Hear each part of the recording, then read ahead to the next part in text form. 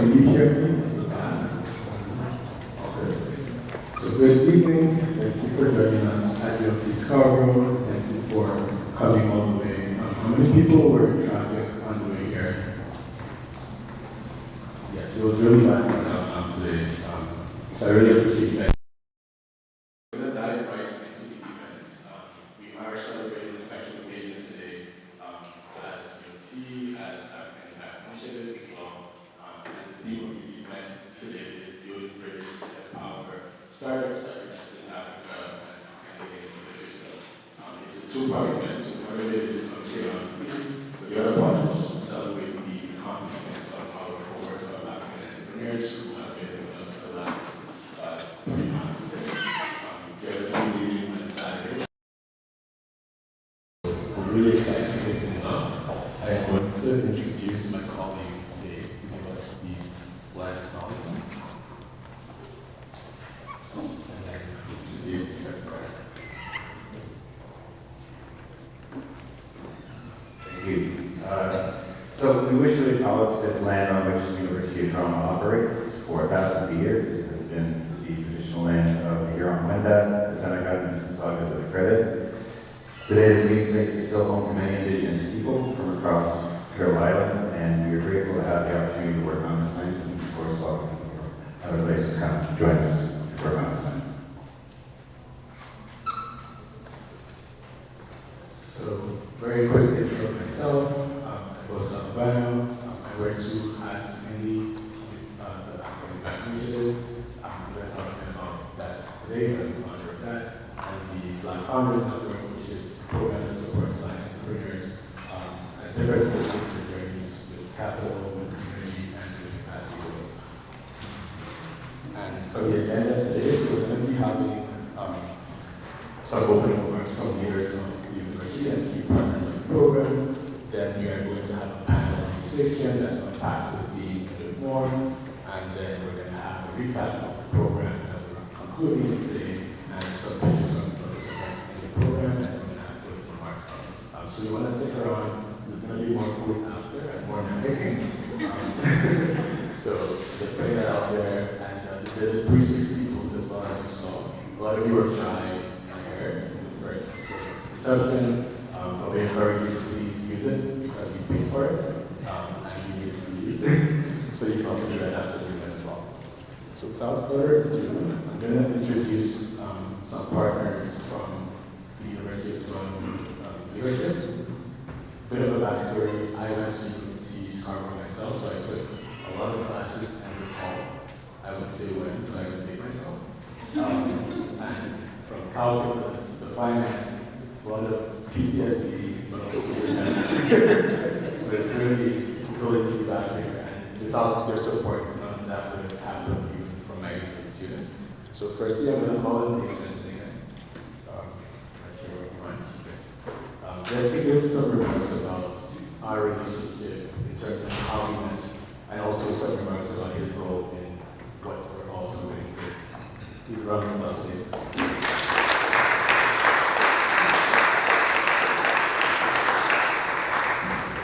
Thanks, Bosa. So I guess this was back in 2018. I want to say probably January or February. I was called into a meeting at the advancement office with Lisa Lemon, and Bosa was there. Bosa is Columbus Management. He's got this former student club that he has, African Impact Initiative. He works at Dell. Okay, interesting. And so anyway, we got connected because Wisdom, who met Bosa at the African Impact Initiative's conference, suggested that we connect. And Bosa had this vision of what he wanted to do to Africa, and how he wanted to create a fund to help support them, and he wanted to build a program around it. And it was easy. Yeah, we can do that, we can all support that. And so then we started building this together. And it was an involvement with Professor Bill McConkey and other stakeholders from across management. And then we launched it during the pandemic, virtually in Ghana.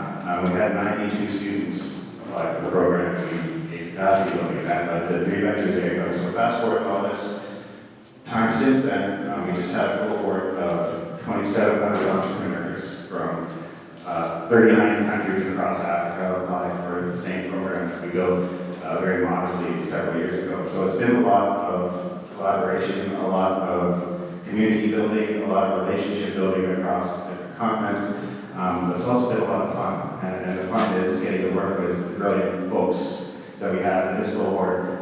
We have a cohort that we got to bring here and work with and bring into our classroom, have our students learn from them, our faculty learn from them, and then everybody just kind of growing together throughout the process. So that's really been a journey with the folks. I'm grateful for the partnership and everything that we've got to do together. But I'm also grateful for all that I've gotten to learn personally from everybody that we've gotten to interact with and all the cultural exchange and everything else. So it's been really a blessing. And I don't know what else to really say other than this is like a culmination of a lot of hard work. This is, the result of a lot of the ideas coming to life. This is kind of the end of what we initially planned and built together, becoming reality. We always want to bring folks here to have this learning in Canada, in Toronto, with us, and then especially bring them back to their home countries to share that learning with the people back home. So that's the story for me. That's what we're here for. And we're just celebrating all the hard work that's gone into getting here. The members have put into their business, and they're going to share it with you later tonight.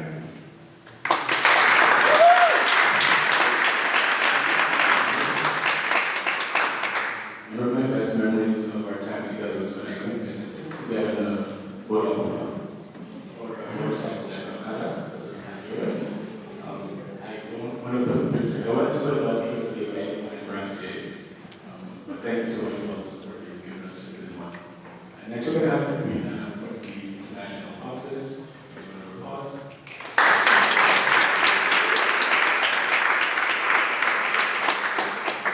Good evening, everyone. As Iposi says, I think I should probably just continue the story a little bit. So I work for the Office of the Vice President International. So I'm here representing our Vice President, President Joseph. And well, Barros, who actually is the lead for this amazing project, and our director, Nina. So we are situated within the Office of the Vice President International as the African team. And so it's a group of amazing Africans with ourselves Africans. We're not all Africans, but we call ourselves Africans. And we work on a collaboration, which is, as a rather long name, the African Higher Education Health Collaborative. We call it the Health Collaborative for short. And it is this Health Collaborative which actually manages the African Impact Challenge and sponsors the work that because they and the team have been doing. The collaboration consists of 8 African universities across 5 countries on the continent of Africa. And U of T is the 9th university. And then our 10th partner are our partners, which is the foundation. We call them the foundation, the Mastercard Foundation. So it is a collaboration of 10 partners that work in this health space across sub-Saharan Africa. We exist in Ghana, Ethiopia, Kenya, Rwanda, and South Africa. So 5 countries.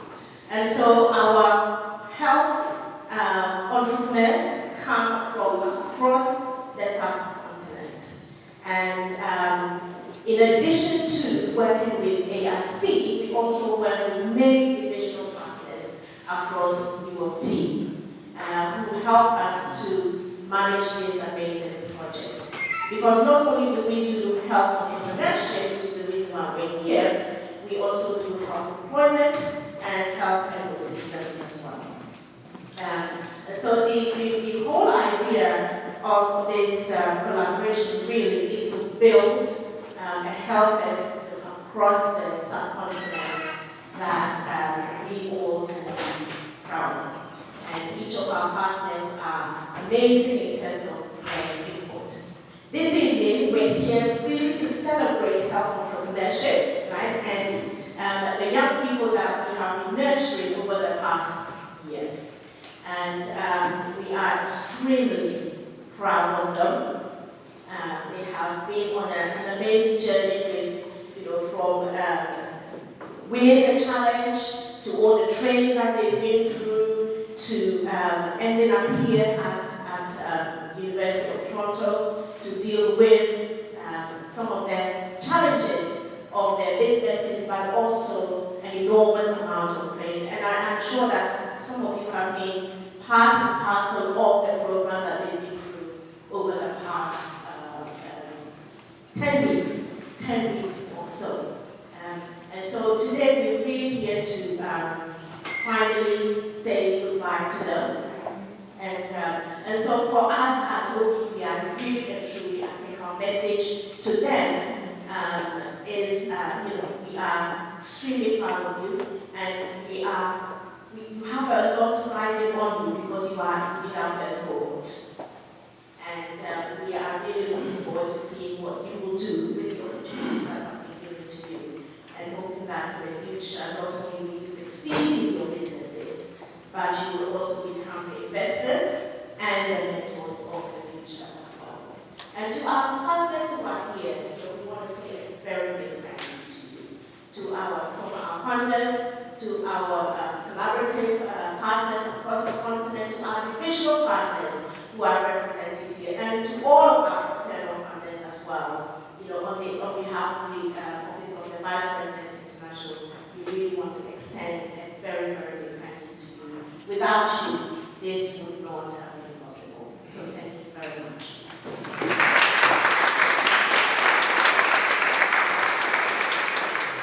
Thank you very much, Amina. Thank you for all the support from the international office. So the next speaker is one of our esteemed leaders at the University of Toronto. I got the pleasure of spending some time with her in the last trip we had across most of the countries, South Africa, Botswana, and Ghana. And she's usually very serious and very nice, so very different side of her and that trip as well. So I'll invite Irene and Bree over to the stage.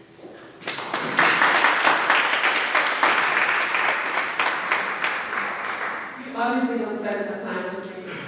Jumbo, everybody, it's such a deep pleasure to have been invited here to offer just a few comments. I've been told I have a maximum of 2 minutes. So first of all, I want to say greetings on behalf of our wonderful Principal Wisdom Tete, who is on a very needed and well-deserved holiday for the month. He's traveling with his family overseas. I saw the joy on his face when he first met the cohort when they first arrived. And I think there's something bittersweet that he got to welcome you, and I have to say that. So I'm sad, but I understand you're leaving Saturday, 10 weeks. I wonder what it's been like for you. But I want to first of all say thank you to the incredible leadership coming from management in support of this initiative. In particular, Akosa, who came up with the original idea, Dave Fenton and Bill McConkie, thank you for the hard work that you do. Celestine, I'm not sure where she is, but I've heard that she's been the engine driving everything. And of course, Christine Arsenault. I know all that you do, the magic that you make happen. This is a wonderful, wonderful team. I also want to say thank you to the 12 brave souls who decided to come all the way to Canada to do this incredible experience. You are our first. You're our ambassadors now moving forward. And I bet you when you first came, I don't know whether it was the heat wave, I don't know whether it was the smoke that we had, it was a huge there. Might have been homesick, but it might have been a lot of hard work. I heard that they really put you through the ringer. And you've been busy, you're probably exhausted, and now we're happy to go home. But when you get home, I hope you feel homesick for Canada. Because at the end of the day, we're going to miss you. We'll be here forever home. If you ever want to come back, you have a home here with us. And I just want to let you know that I worked for 15 years in Africa.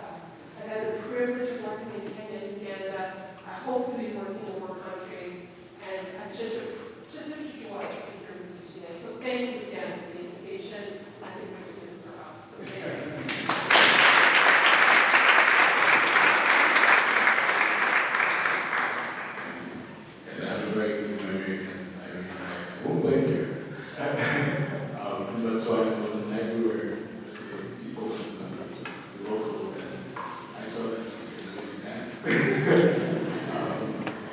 thank you so much for supporting me. And I echo what you said about the beginning. I remember some of them, you know how like we have running for they were like really simple food, and we felt like thanks to actually being in fact that we connected with the African community in Toronto. That was a big help for them also. We're glad that there's that because having food now. So next up we're going to have Nashville from IQ. Please hear.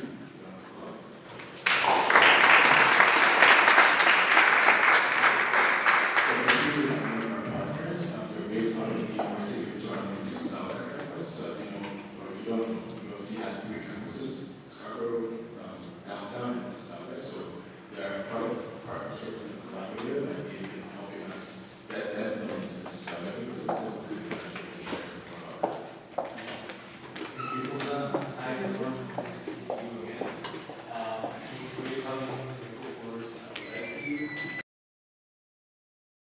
For allowing IQ to be part of that. I hope you enjoyed spending time with me and Anne and others. The other pieces there, yeah. And I hope you remember IQ for other things other than like just the great food that I provided you. Food is important for me, and happy tummy, happy heart, as they say.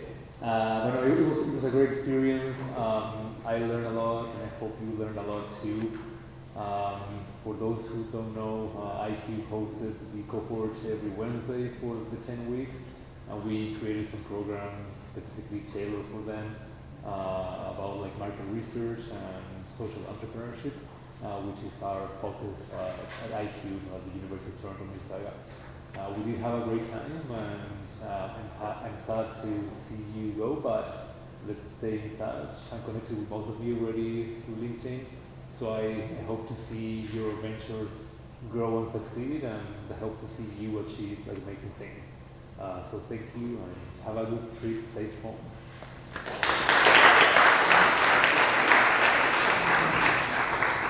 So we heard a lot of positive feedback on that IQ, so we're definitely sticking to that next year.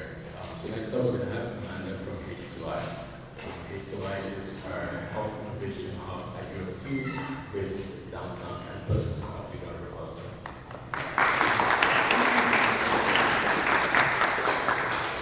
Good evening, everyone. So I just have short words to say to you guys. It really was a pleasure having you every Tuesday morning without fail, attending our program that we created for you. HR is so happy to have on board you as part of the HR team, and I know Paul would be very happy with the great success and strides you guys have made over the past 10 weeks. And HR looks forward to continuing the relationship with you guys, and we just want to really see you guys thrive and grow. And really that's one of our core focuses of H2I is to foster emerging health companies across Africa. And we really enjoy showcasing all the talent that you guys have, and we look forward to honestly hearing from you and watching you guys thrive. And of course, Paul couldn't be here, but he sends his regards, as well as Sophie and Amanda. Thank you.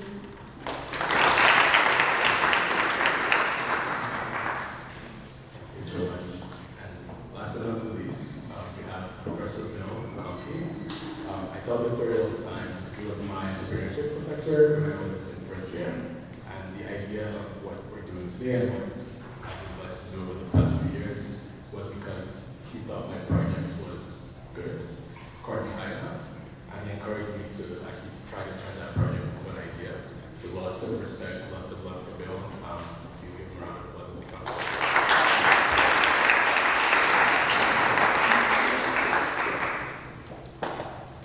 Thanks so much, Chief-Host. Hi, everyone. Welcome to UTSC, to the bridge. My friends, I'm not going to cry. We don't do that. I am going to miss you, you know that. Ifosa just mentioned about his impetus for the African Impact Initiative coming out of the classroom. And what's lovely about that is that's a model for why we built the bridge, about work integrated learning and providing experiences to go hand in hand with the theory of what we're trying to teach. You were one of the role models in that business plan for the African Impact Initiative all those years ago for what we're doing a lot of across the university today. So IFOSA, I thank you for what you did. And yes, your business plan was just good enough. And I do want to thank my fellow colleagues in entrepreneurship, the AICers. If you've learned anything as much as what we learned from you, then I guess it was a good 10 weeks and really a good 12 months. And I look forward to the next stages with you. So I do want you to get out of here because I want to read about you in the paper, about how well it's going with your entrepreneurship, your new ventures. And with that, I thank you both. I thank you, I thank the team, and I thank all the partners in this initiative because we all had to pull together to make this happen. And we'll see you next time. Thanks, you folks.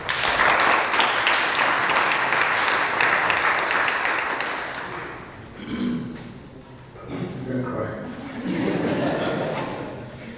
Lots of work to go. And without further ado, we're going to go to the next part of the conversation. So we're going to be having a panel conversation to talk through what's happening organically and try to see if we can organize it a bit more. Because as you guys have heard, we brought these wonderful people from the continent. The work I do outside this is Black Founders Network. We invest in Black entrepreneurs here. A lot of them are of African descent. So we're seeing this sort of, intertwining of the two ecosystems. There's been a lot of immigration as well. So in the last 20 years, immigration from Africa to Canada has gone from like 300,000 people to like over 1.3 million. And it's increasing more and more. For those of you who heard the announcements at Collision from the Minister of Immigration, more things have been put in place to accelerate that even further.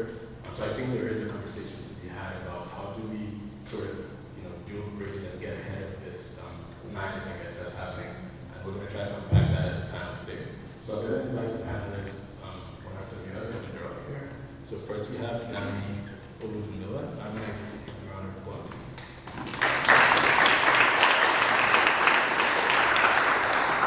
So Nami is the founder of Visible. She's also part of the Black Founders Network community as well.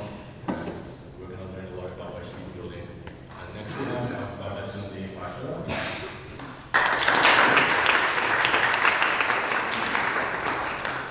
For those who are from Nigeria, he's the namesake of a very popular person. So I remember when I saw his name, like in my inbox, I was like, wow, like the governor? But he's even more awesome than that guy. So we're going to learn a lot about these really as well. Next we have Michael Mbote.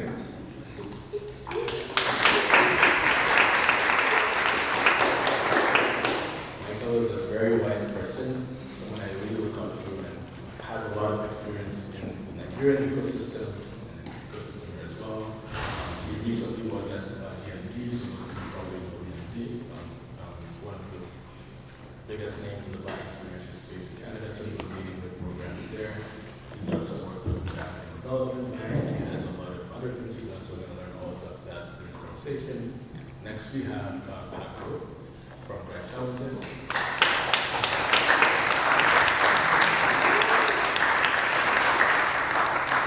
Paco is a man who wears many hats like myself. He's also a founder of Blink Equity, and he's committed to increasing access to capital for Black founders, but also African founders, and he wears a lot of interesting hats that make that happen, so thank you for joining us. And last but not least, we have Tina Baju.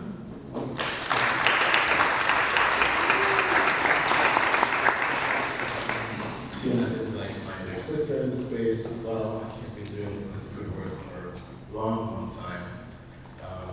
Also with DMZ, so she works the Black Innovation Program with them and took that forward, now she's doing partnerships. But she's also an entrepreneur, so she has a lot of ventures back on the continent, and she's had a very rich career in impact, investing in social impact. So we're going to unpack that a bit more as well.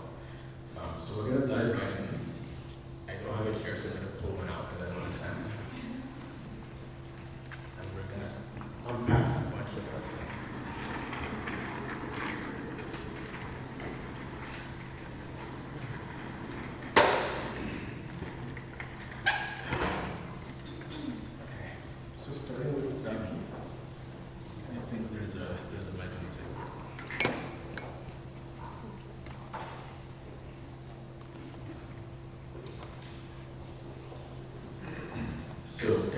us your story in terms of what does Visible do and why do you decide to do Visible? It's not against yourself.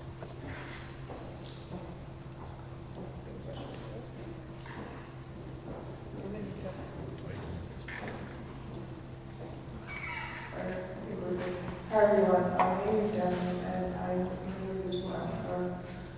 Visible is a product discovery platform that seeks to make it easy for people to discover African startups. Like, we want to make it easy to know the people and the line of the African ecosystem. So there's a lot going on, there's a lot of products that are being launched, there's a lot of companies that are starting out, but it's usually really hard to kind of just keep tabs on what they're doing, what they're launching, what space they're operating in, how many products are in the specific space in a specific country. It's usually hard to keep tabs on that. So we kind of just want to consolidate that to make it easy for people to just access that information, that's really valuable information.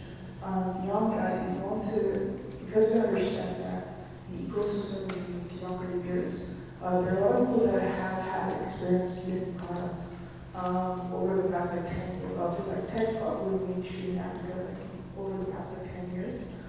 So we're also doing a lot of content gathering. So we're interviewing a ton of like investors, operators, and founders of the ecosystem that have gone ahead to do really amazing and successful products. And we're just kind of putting content out there and making it easy for people to access it so that, you know, they're looking for people to answer their questions, if they want to better understand something, they're able to do that. So the why of that is because I actually started out with the ecosystem. Okay. I started at the ecosystem, so I started my tech journey in 2016 in Lagos, and I kind of just stumbled into it. So my friends, all my friends were like 10 people. I was economist, and they were just like always going for conferences. They're kind of like now, so I was wondering if I had any other friends, and there were a lot of like tech expos going on that year. And so I got to meet a lot of founders. Like founders who actually like get booths and pitch their startups to people that would come around and talk about their products. And I got so much exposure to that.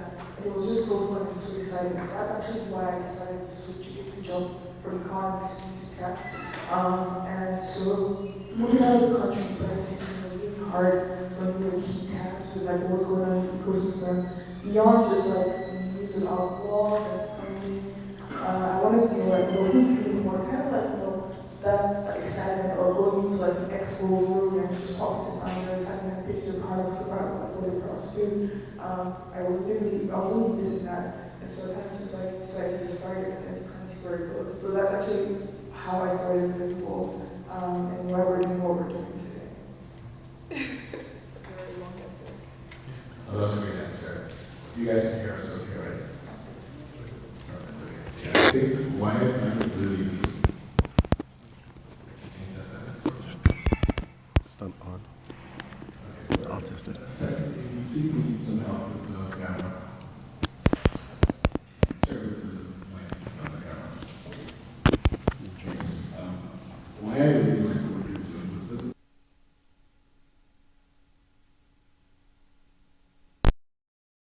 Another comments because we know each other from before, and the same problem that we're facing with, I want to be involved in the ecosystem, I want to know what's going on, and I want to figure out how to keep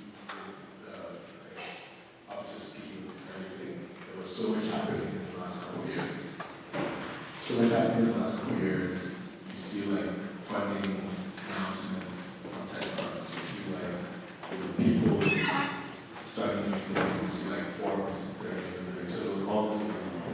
And it's very hard to, for somebody looking outside to sort of, get an estimate of what's going on. And what do you see in terms of building this journey to that? How is that getting? What would you say is the thing that you're doing, I guess, about trying to make the ecosystem visible for others?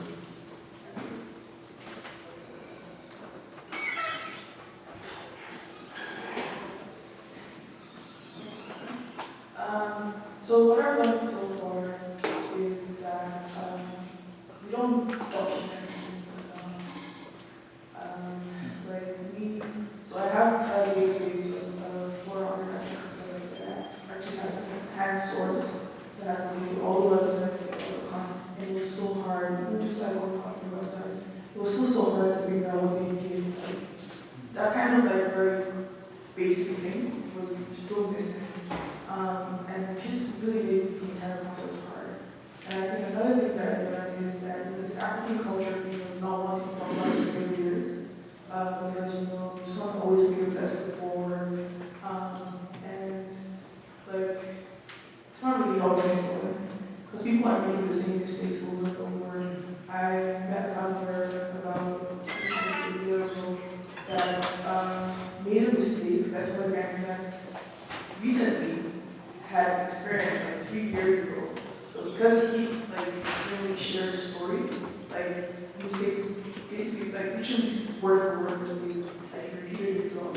And so there's a lot of balance that comes with sharing your story. There's a lot of value that comes with just like talking about your feelings. And I think that's something that culture is really hard for us to do. And I think that we can be better at as like African founders. Does that answer your question? If I answer mine. Also, thank you very much. I think the vision that at least I see for Visible when I think about it is sort of this one-stop shop that if you want to know what's happening in the ecosystem from a founder's journey, and if you want to see like the behind the scenes of, PayStack or Flutterwave or this big announcement, they try to cover sort of that story before it becomes public. It's like we're hoping to work together with you about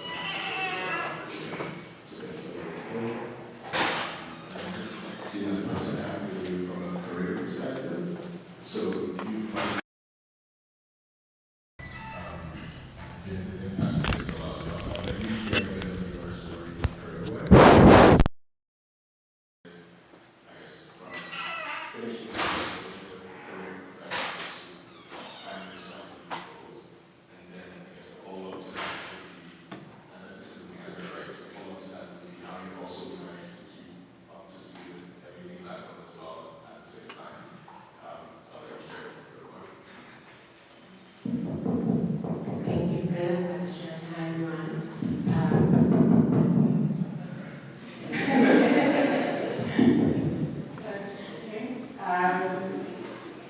So interestingly, my journey started, I did a international development, right, so which is very quickly, it was more like in tech, we have like a tech background, or we have a business background, and we have something.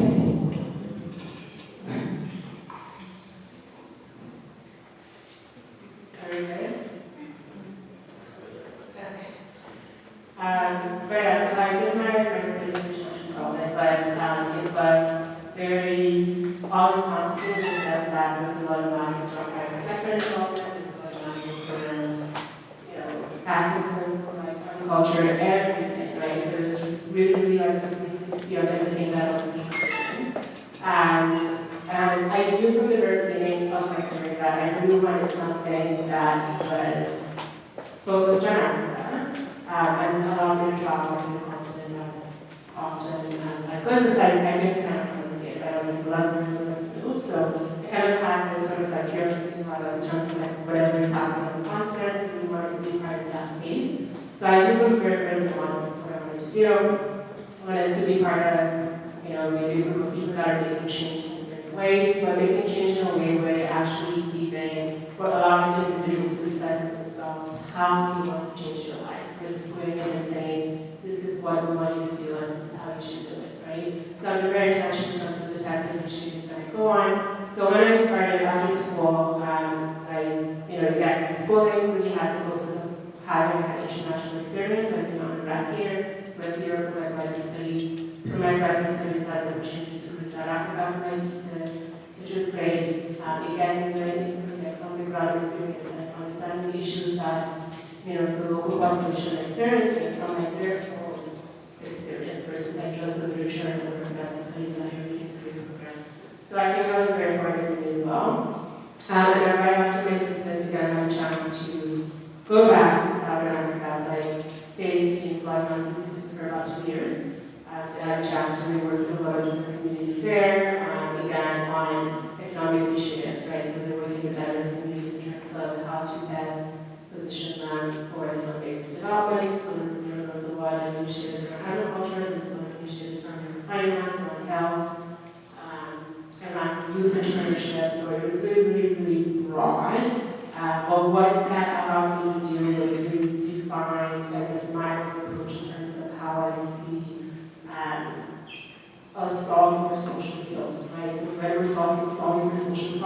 rather than like a traditional nonprofit intervention, let's look at business models with any sort of business structures or private sector intervention that will resolve the issues in a very sustainable way.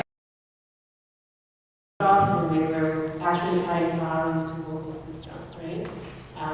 So that's kind of been the journey to date. I had the pleasure of working on the continent when I came back, had a role that allowed me to be very focused on the continent, so I was traveling quite a bit back and forth. Worked across different sectors. I worked in Egypt, Tunisia, worked in the carpet weaving sector, worked in hand weaving, from textile weaving to rug making and things like that. So you're really exposed to the formal sector, the informal sector, the opportunity that exists in both, and then how you can position the formal sector as sort of, the informal sector rather, as sort of the space for potential growth, especially when it comes to women and youth, right? Because we know that the continent population is pretty young and growing as well. And then the largest employer of women and youth is the informal sector. So how do you actually leverage that informal sector? How do you build value chains? How do you make sure that we're really connecting producers and consumers to a formal market within the local economy, things like that. So that's kind of my focus. I'm going on and around here, but that's just basically what I've been doing. And then when I came back as well, I knew that I wanted to kind of change the way that I did my work a little bit. So I wanted to work in a bit of a more systematic way, where I was maybe like achieving the impact that I want to achieve, but at a larger scale, right? So I've had the pleasure of leading multi-nodal projects and things like that, but I really wanted to be more in the private sector space and see how we can leverage business for social good. So one of the projects that we're working on when I was in the programs out of the DMC was the social impact stream. So one of Black startups that are leveraging tech for social impact. Again, Canadian tech founders. Both out of the programs where we have founders from the continent, right? So again, we're getting these founders, understanding the challenges that they're trying to solve. Because I've had that experience of working on the continent, interacting with them, I can understand the problems that they're trying to solve. So I can see why there would be a feedback programs and things like that. So that's been the journey to date. Awesome. Does DMC still support the social impact stream for like African founders, or I know that was a big thing before? Yes, now. Yeah, so that was the program that Michael's like, but that was a program. We've had like 2 cohorts of that. We don't have it anymore, but it doesn't mean that we don't support these founders, right? It just means that we don't have that specific program. But if you are a founder where you have a core SaaS product, you have good traction, and you're able to make profit, you're able to show the social impact side of things, we can screen you for our pre-incubator or incubator programs, depending on your traction, right? But that specific program itself isn't being delivered anymore. Got it, thank you. And I have a follow-up question, but I'm going to come back to that. We're going to go next to Abatunde. So thank you for joining us. He flew for this event on very short notice, so really appreciate that, because I really wanted his story to be told. So he's doing something very interesting that I think, for me, it's a game changer because of the need that I have for it. We had a collision conference a few weeks ago, and he pitched it, and I'm like, okay, I'm gonna tell him something and see what it is. But it was one of the few things that the founder pitched that I tried, because I'm like, oh, can I try it? And it's like, hey, you can try it, download the app. And I tried it, and I put it in my group chat with my friends, and they also tried it, and it worked. You'd be surprised how many founders tell you that it works, but it doesn't really work. But it actually worked, and I think it's game-changing for the ecosystem in terms of building this brick. So I'll let you share a bit more about that. Then the follow-up question to what you're building is, how did your career pathway, I know you worked in Twitter, you worked in IBM, and you got all that experience before deciding to build this. So how did that shape your decision to build this? Yeah, thank you. Wow, I have a very interesting. By show of hands, actually, how many people remember or know their friends' phone numbers? Like your mom, your mom's phone number, for example. How many of you by heart also know, by show of hands, know your mom's account numbers? Thank you, Councilman. She knows mine. She knows yours. Oh, yeah. I don't know my mom's account, but I have a phone number. Matter of fact, I grew up in some part of Nigeria called Elisha, and my dad used to work at Nitel, and we had a very interesting box right there. We're very happy when that box came in. It's a telephone that we had. And so Nitel is Nigerian Telecommunications. And so we could actually phone each other. That phone number is still in my brain, 036-462-246.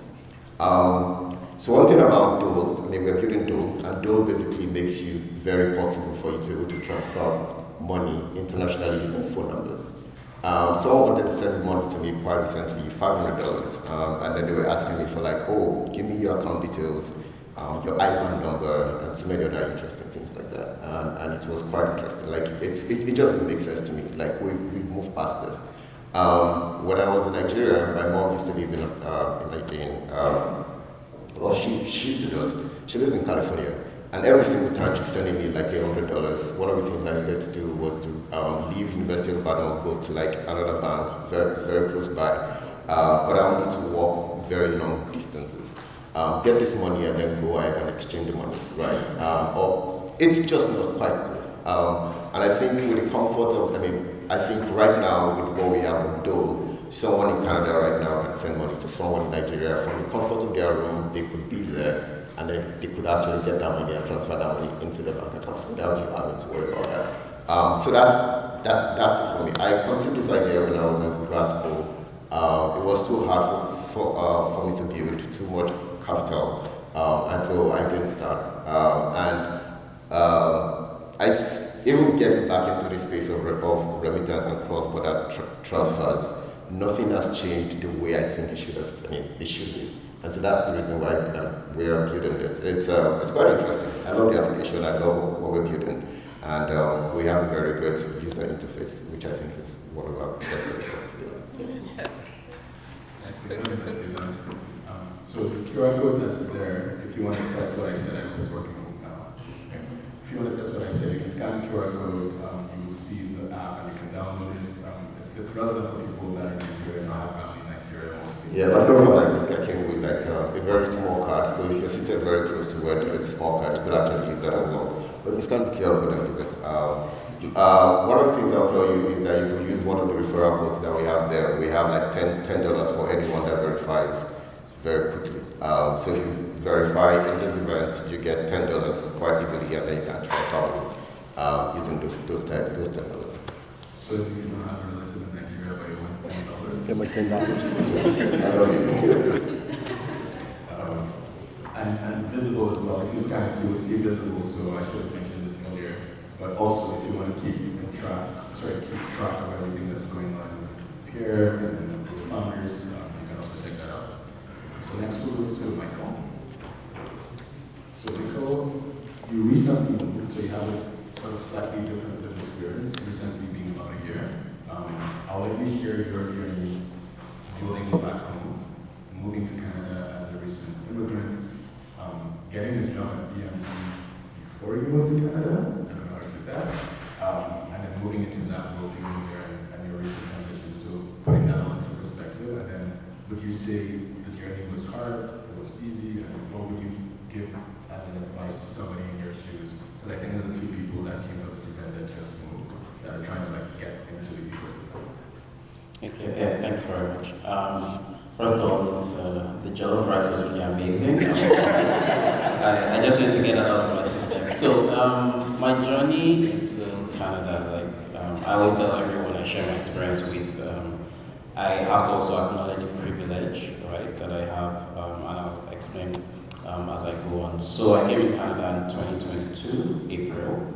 And like he said, yeah, I got my job before I landed, but it was a journey that started many years ago, right? So my background has always been in tech, right? So I studied IT information technology, worked in KPMG for a couple of years as a consultant, and then I moved into the international development space. So I have a mix of, I also worked in an accounting firm, right? So I have a tech background, and I also worked in education. education space. So it's a mix of a lot of different things, right? And all that ties together at the end of this story that I'm telling. So, back in 2015, I wanted to change my career focus, so I wanted to do work that was more impact-based.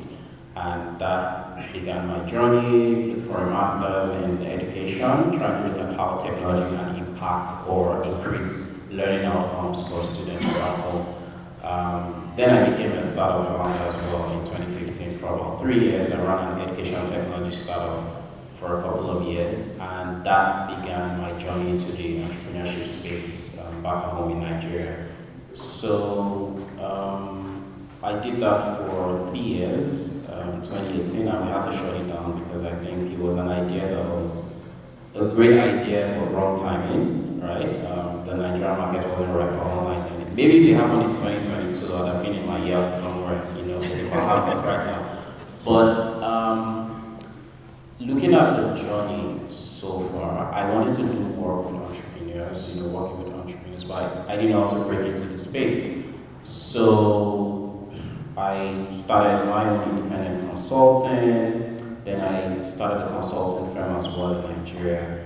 And then in 2019, I got a role as a consultant with the African Development Bank. So that kind of opened up my world to a lot of things that could happen in that space. So I did a lot of work with governments, building innovation and entrepreneurship frameworks for governments, looking at how to design entrepreneurship programs and also implement training programs and things like that.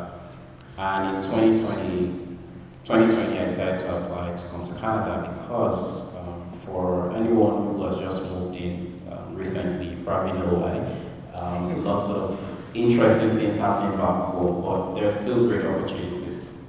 And so one of the key things I'll say that really made that journey easy for me was the connection to the right communities, because it was, of course, a daunting journey to come into a new country, new experience, you don't know anyone there. But I joined certain communities on WhatsApp, for instance, for Nigerians who are in Ontario, Nigerians in different cities, and that made my journey really smooth.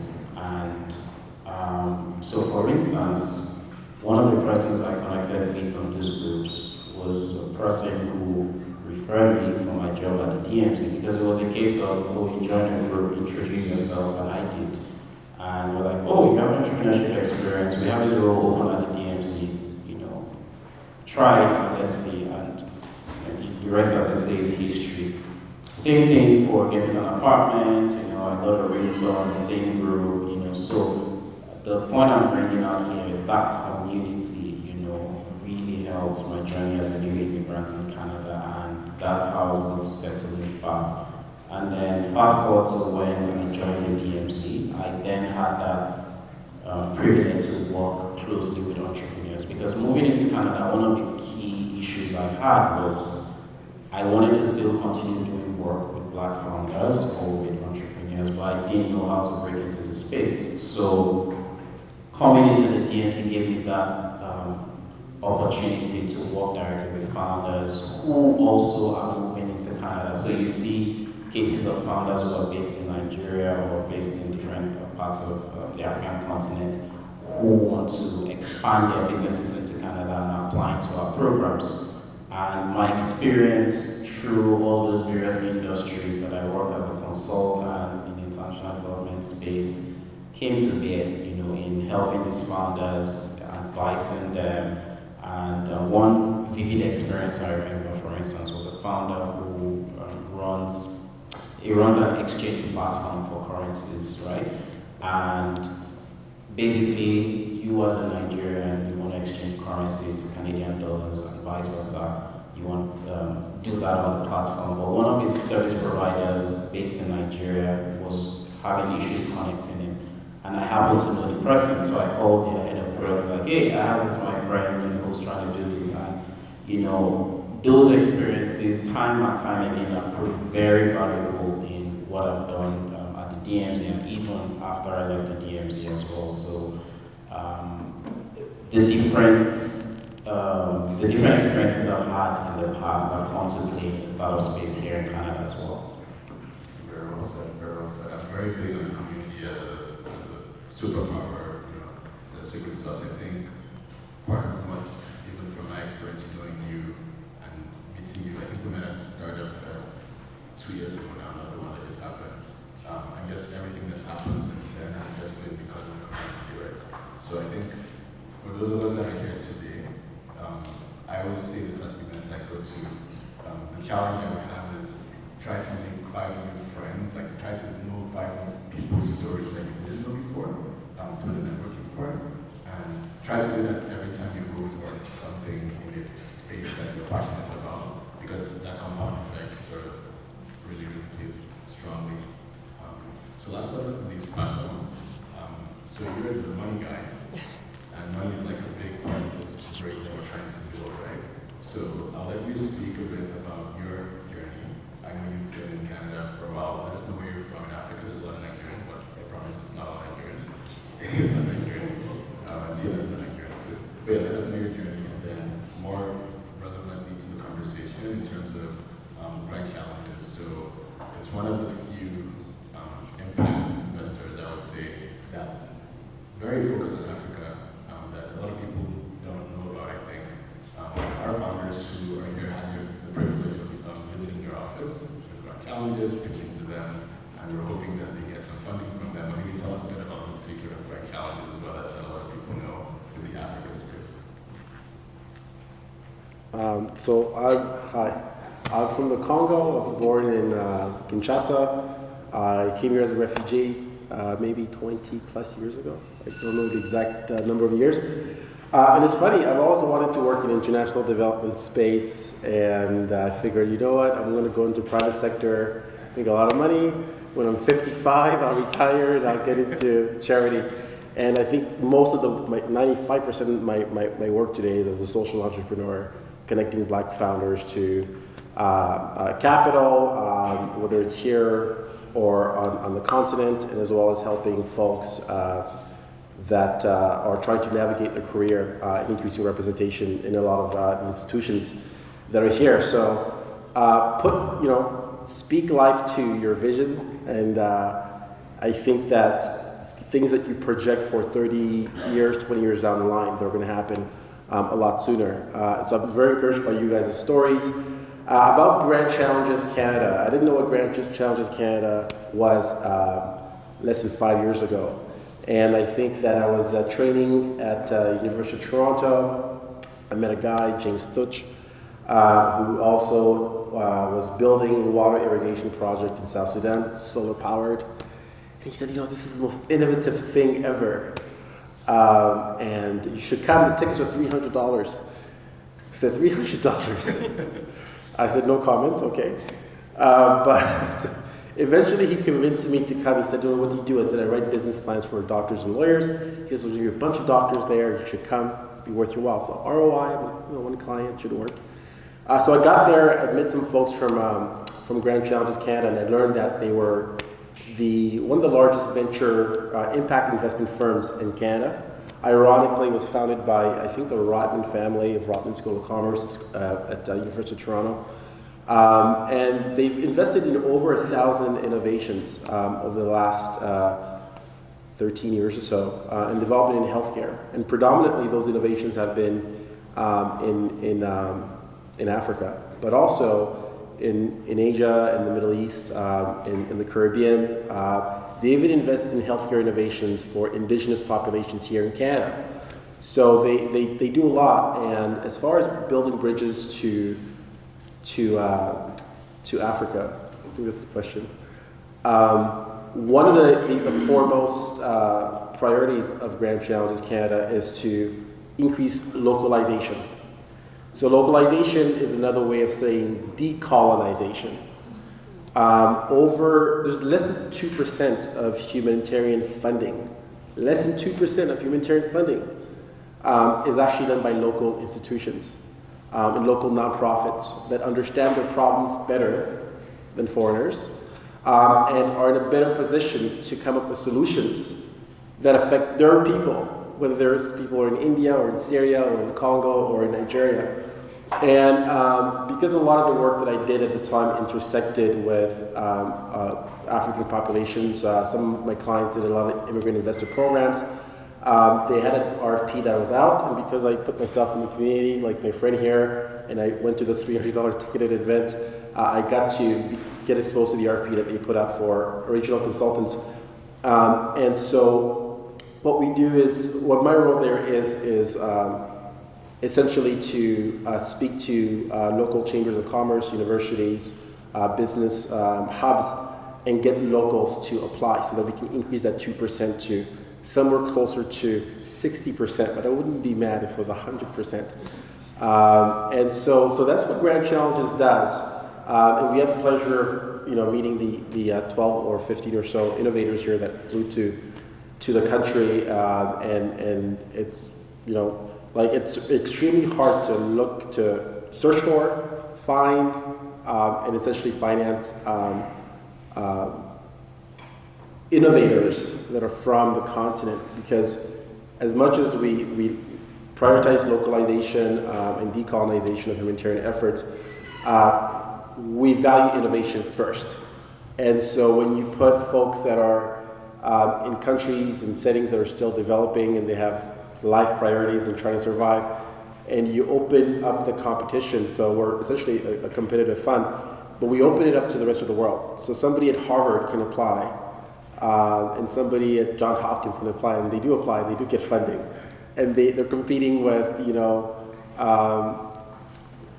a 15-year-old or 25-year-old or 30-year-old African boy or girl in these regions. So it's encouraging to see, founders like some of you guys who are in the room. And I think as far as building bridges, we need more spaces like this.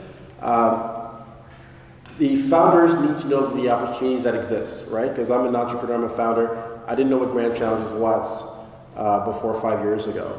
And I think the investors also need to know of opportunity to kind of connect with local entrepreneurs, because there's so much entrepreneurs that I think I meet on a daily basis. Either those who are part of the diaspora, those that are in these different countries, and they're working on amazing things, and people who have the access to capital just don't know that they exist.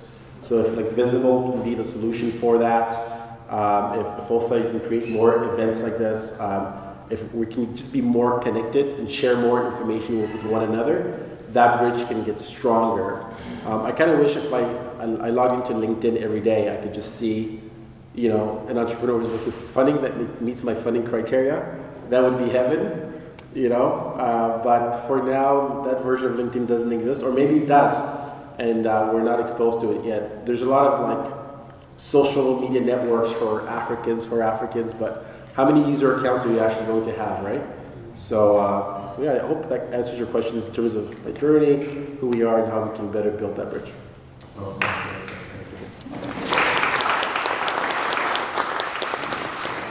Your colleagues are very now because you want the money. But no, and what you said, right? So they visited the Grand Challenges office, and it was an intro because of a dinner we had, and it wasn't even about this. It was about BFN and Link Equity and some other events. Shameless plug next week, I think, about circulating the Black dollars or planning this other event. And then, I'm like, yeah, I'm busy because XYZ, and then my founders show came up, and then I found out about what you did with Grand Challenges. But the long story short is his colleagues at Grand Challenges were so impressed with seeing them, and it's because they're here live and direct, and they're localized, they tick all those boxes. But this is we see a lot of this, so this is not new in the sense that there's so many people back home building amazing solutions to big challenges, and there's well-meaning institutions like Grand Challenges and a ton of others. I think you guys are also affiliated with the Bill and Melinda Gates Foundation and so on, right? So lots of organizations like that dedicate a lot of resources to tackling the biggest problems. So that bridge literally is giving them visibility. And in the perfect world, visible. In the perfect world, we didn't have to need to fly them here and get them to go to their office to get that feeling and credibility. So I think that's sort of the challenge, I guess, with routes, and the challenge out routes as well in your role, in terms of that advocacy, because I hope this was, I guess, some more credibility for the work that's going on back home. And I think that's part of the conversation in terms of the direction it needs to go. But we'll end with a quick round, rapid fire answer to the question. Going back to the community answer, because you sort of set the tone. So the same question, like what would you say is most critical in building this bridge that we see from your perspective? You know, building it visible, you know, your career at PZ, though, like I could leave with one sort of prompting thought in terms of the theme. And then also, what's one call to action that you have for us from you? So we need more Infosas, because you made me look good. Yeah. Thank you for bringing these first teams to my office. You know, we're still talking about the African founders, so we need more folks like you who put themselves out there. We need more guys like Dave and Bill. Like it's so critical. So you have to have the confidence to put yourself out there. When you put yourself out there, you need to have folks who, you know, are leaders of these institutions to believe in you and to act out, right? And I think my journey with Grand Challenges has been the same. So I think that's the most critical in terms of like creating that bridge. I want to leave it to you now. Sure. Yeah, we need more Infosas. I mean, the champions emphasized. Infosas is done great for the community, and I'll just like to emphasize the community aspect. We need more safe spaces for Black founders. We need more spaces where they're free to express themselves, spaces where they're free to find the help they need and the support they need, because I know that I've been a direct product or beneficiary of that. And maybe a call to action to everyone here is let's not be gatekeepers. Don't gatekeep opportunities. Open the door wide for everyone, you know, because I imagine there's a lot of hurdles to cross, especially in this ecosystem. It's a very small one, it's not so big. And the opportunities are also, they're a lot, but they're also limited, if you get what I mean. So don't be gatekeepers. If you have the ability to help someone, please do in your own capacity. And you don't have to necessarily be in a position of influence before you can do that. It's as little as helping someone out with maybe settling in, you know, oh, where are the opportunities? This is a job opportunity, and you know, this is not a fit for me. Maybe you try it out, things like that. And let's just look out for each other. Thank you.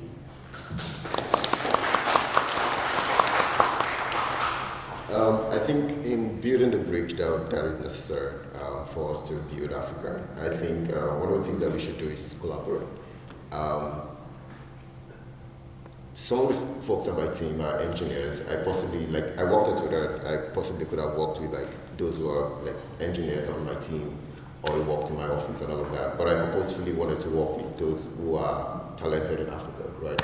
And I think those kind of opportunities are things that we can actually, you know, use to strengthen the skill set of the people who are back home, and ensure that like, they actually grow in their careers. Call to action for me is that download Doe. It's very important to me. And then apart from that also is that tell all your friends. If you're also interested in like the company for investing, please just reach out to me as well. I'll be around. I'd love to talk to you. Yes, he is raising, and I'm telling you, you guys know him before he's famous. He's gonna be famous. No, I'm serious. I mean, I don't want to big him up too much, but I've done this work a little bit. There's a lot of things that are just ticking out. So yeah, he's raising, and it's a very cheap discount for in this room because it's gonna close very quickly. So speak to him after if you're deploying as an angel or as an institutional investor. You should talk to Paco as well. He might be able to help you with it. Yeah, I think I can just add on to what everybody has already mentioned, which is like the community side. And again, I see this with like having worked like 10 years in development and then now being in this space. I've had a lot of scenarios where if I didn't have community and if I didn't leverage the community, I wouldn't have access to certain resources, right? So even for example, like when I was working with organizations where we're funding local organizations, I would look at organizations where maybe some of our other partners had worked with them, there's sort of like part of that general ecosystem, there's that validation of like they're credible and things like that. And then even, you know, like again, Paco mentioned Rainmaker there again, was the director of programs at Rainmaker and of course we got funding from Grand Challenge too. And through that experience, I was able to really connect with people from all over Israel, the US, Africa, and till date, I'm still building those relationships, learning from each other, going from each other, sharing resources with each other. And I just like one really quick example, just to also really demonstrate. I have my own business, as for that. But what I'm essentially building is a virtual manufacturing platform, right? So for the fashion space, if you are an artisan based on the real community, if you're a brand, the brand basically has a web platform, dispatches your orders to yourself. So I'm looking to, for example, I was looking to connect with this organization, and I went on their website and tried to put my information in like the contact us. Every website has that contact us. So I entered my information, so I was like, maybe this is not realistic. But I know that, I knew that I need people there, right? Why need people there? So I contacted someone who used to be at Grand Challenges as well. And do you know someone that I can contact at GSMA? And literally that was yesterday or the day before. And then I have a meeting with them, right? So again, network, community, engage, connect, build those relationships. Like you have to be very proactive in building these relationships. And beyond just also building those relationships, always think about what can you actually also as an individual offer the people that you're connecting with, right? Versus like always looking at what can I sort of benefit from them or gain from them is what can I also offer them. And I think it makes their relationship also very valuable for them. So that's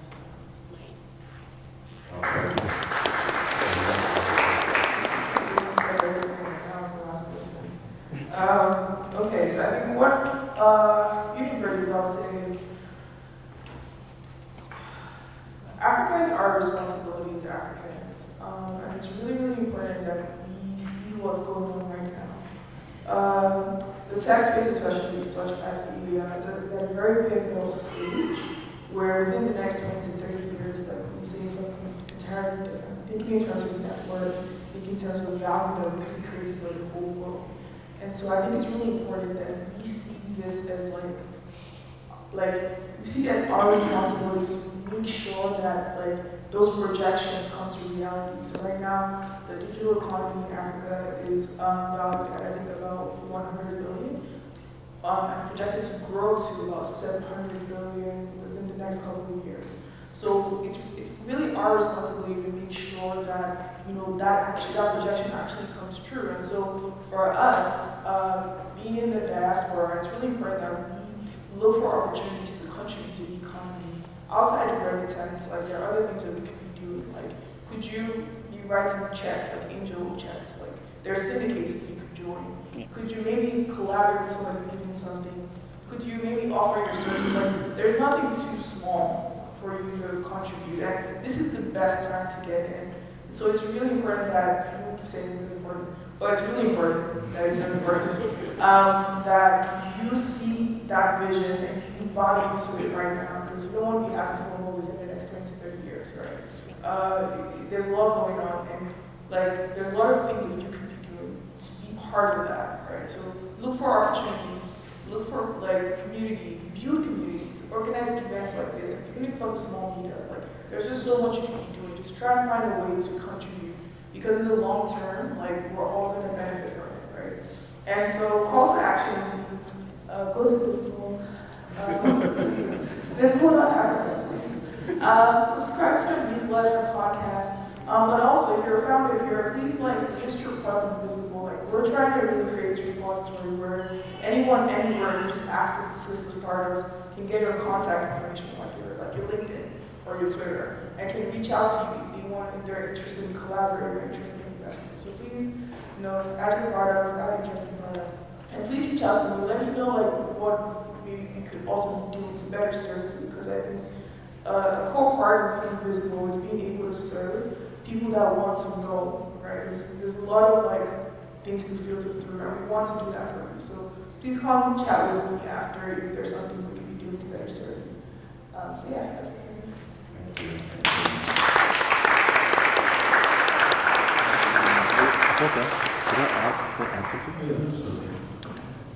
Sorry, I forgot the call to action. So we actually have an open fund right now at Grand Challenges.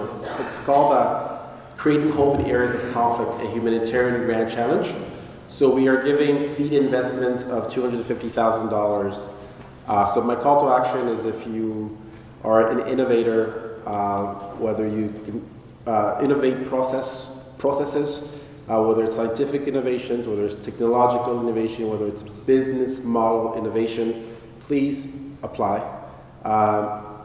Creating Hope in Conflict, a humanitarian grant challenge. I know it's a long name, but if you Google it, or if you just go to grantchallenges.ca, you can open an account before the 15th of August, and then you have until the 22nd of August to submit your application. We really need more innovators to apply. And you are the face of Africa, you are the voice of Africa. The population of Africa is very, very young. And so we need the diaspora to kind of step up and put themselves in positions where they can kind of create that bridge. And even if you apply and you're like, hey, the expiry date is in 2 weeks from now, we'll have a chance. It's the easiest application, 2 pages, not more. And basically, if you don't get the funding, we give you commentary as to why you didn't get the funding, what was wrong with your application. And you can apply to GSMA or ELRA. We'll give you a list of other funds that are like us, have the same criteria. You incorporate that feedback, you reapply. And I've seen folks get discouraged and give up. And they're like, I'm not gonna apply, it took me so long to apply. But I've seen folks who've done the complete opposite. They've reapplied and they've gotten the money. And so I encourage you guys to do that. Second call to action, we're having an event next week called Circulating the Black Dollar. So for those of you who are going to Africa, I know you can't join, but those who are here, we have an event called Circulating the Black Dollar. And it's about exposing more of us who can be in a position to invest in black-owned businesses, whether they're here or abroad. And for those who are entrepreneurs, to essentially get connected to other peers who are like us, who we can learn from. And also potential investors and other investors. So those are my 2 call to actions. I apologize, I didn't get that in earlier. No worries. So Grant Challenges, if you scan the link, you should be able to find the website and the events he's talking about. I guess if you Google Circulating the Black Dollar and link. Yeah, just Circulating the Black Dollar should be the first thing that comes up. Okay, so if you Google Circulating the Black Dollar, I'm going to link that as well. It's going to be amazing, and that's actually what we're talking about before we met about Grant Challenges. All right, so thank you guys so much. This was amazing. Please round of applause.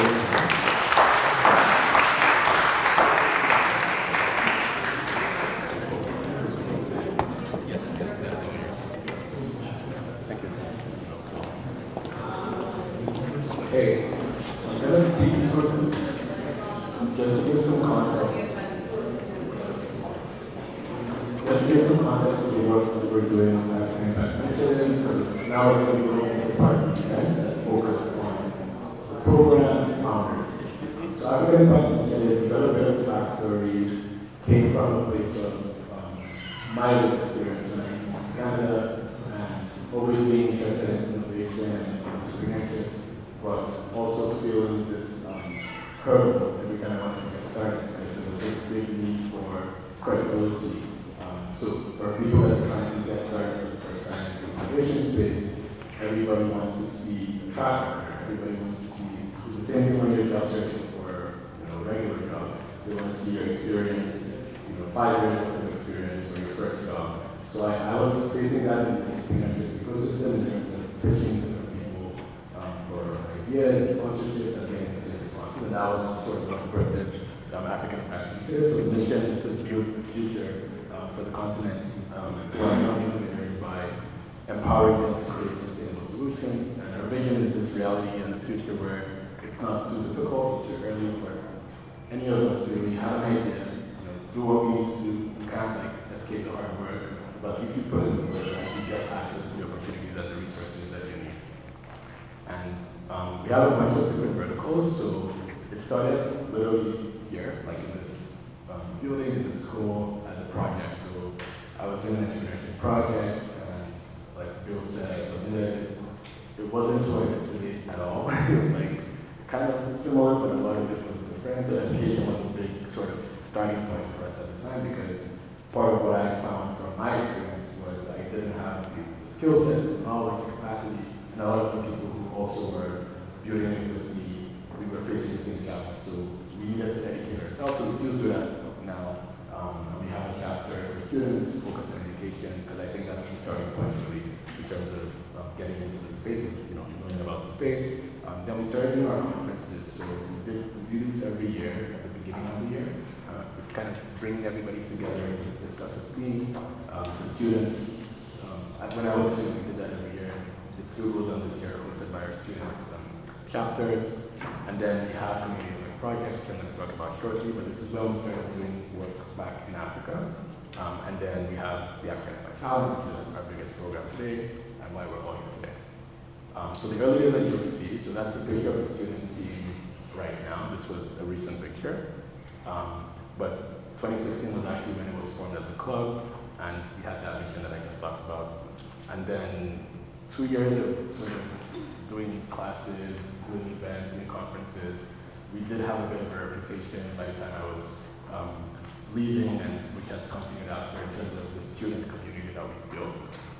So that still kept on going, and they won some awards, and they've been winning some awards rather since then. And that was one of the awards that we won, the very first one actually that we won.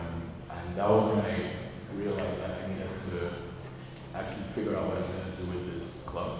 Because at the time it was still a club, and I was about to leave, and I hadn't thought about what to do with it after, because I just started it as a student club at the time. And it's still going to be, like I said, so we have students who lead the different chapters, hosting workshops.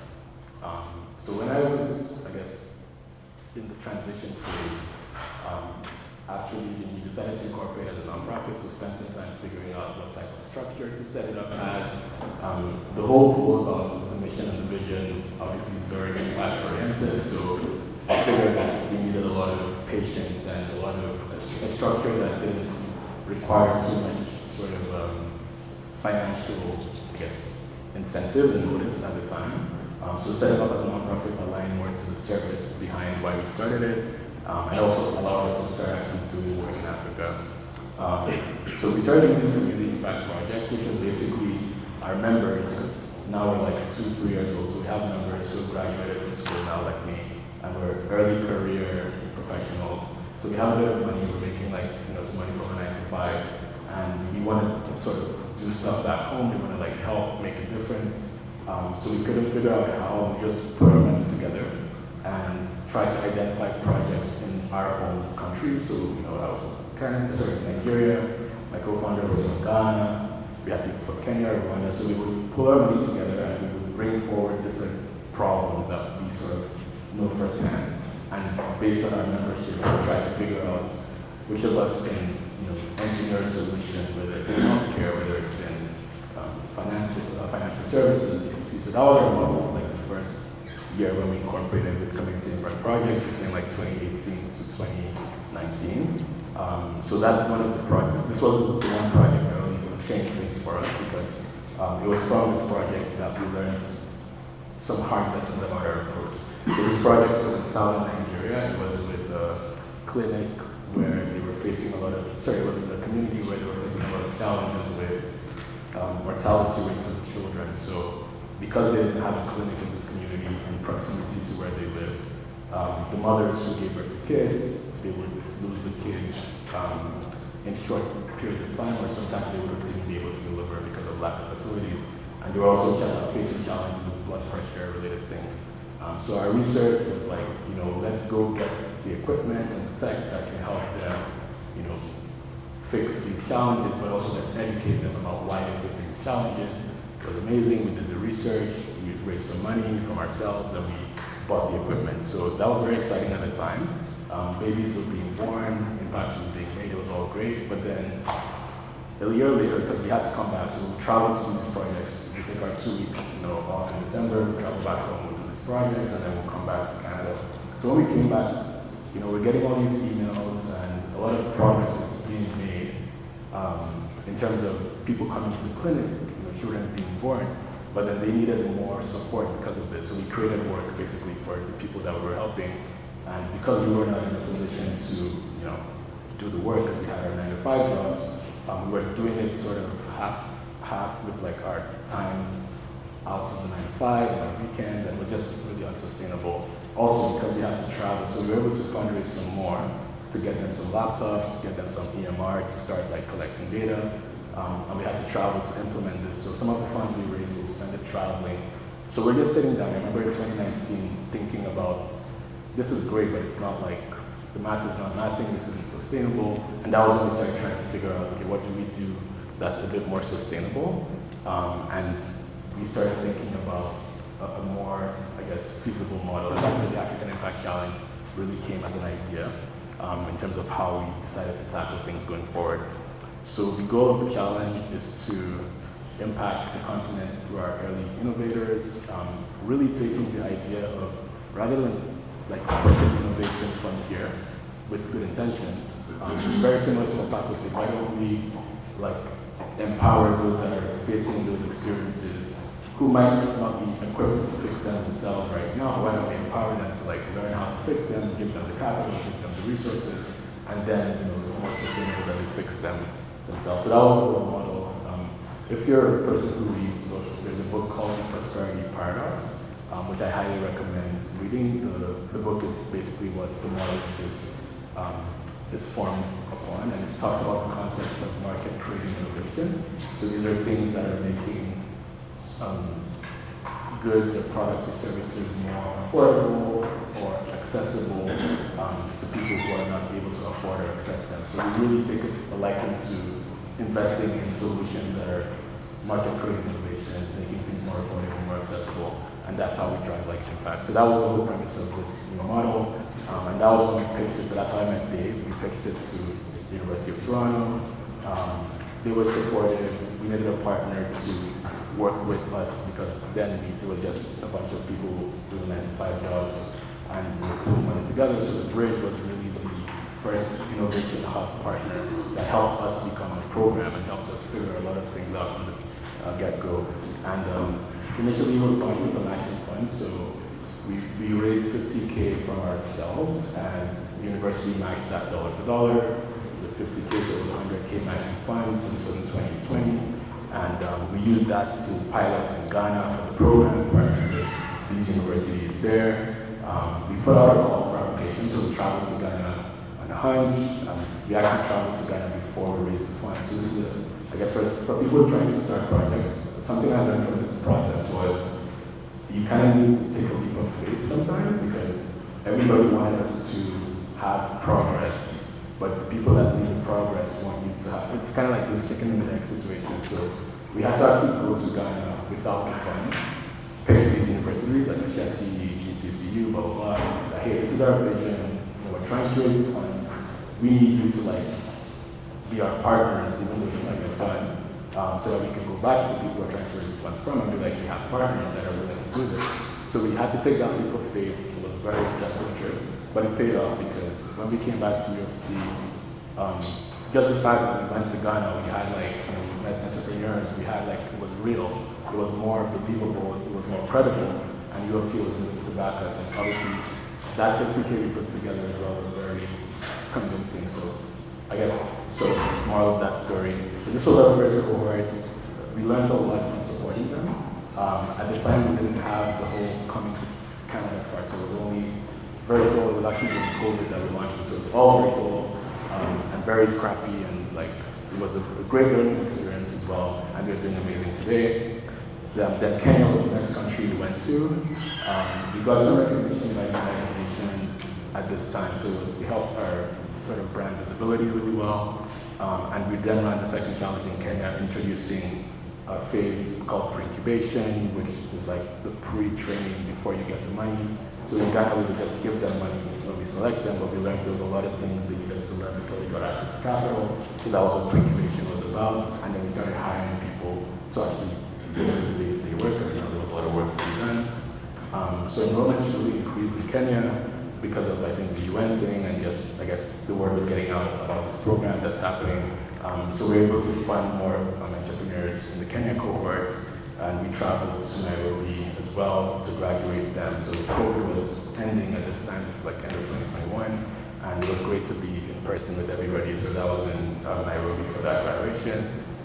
Again, this time we didn't get to have the coming to Canada part, we didn't have enough money to do that then. So the program ended sort of with this graduation. Last year, we expanded the program even further. So we received some support. So this is when MasterCard Foundation came into the picture. Honestly, a lot of grace and a lot of, it's hard to explain the story, it's a long story. But we got a lot of money from MasterCard, and we were able to really amplify our impact, like, you know, 10-fold, 20-fold, there was a lot of money from where we started. I'm not allowed to say the number because it's not like this better than public thing, but that really helped us to like take things to another level. But they wanted us to launch a health entrepreneurship stream, which was because COVID was a big thing at this time, so like 2021. We actually started the conversation without health being in the picture, but then COVID happened and then it became a thing. So big shout out to Adrina, to the international office. They helped us navigate this partnership. And this allowed us to also, we didn't have to double down on our matching fund with U of T because we still wanted to have the sector agnostic stream where we're supporting market leading innovations from any industry. So we went back to the university, obviously with the MasterCard support, there was more capacity for the program, so we were able to negotiate another agreements with them to increase the matching fund.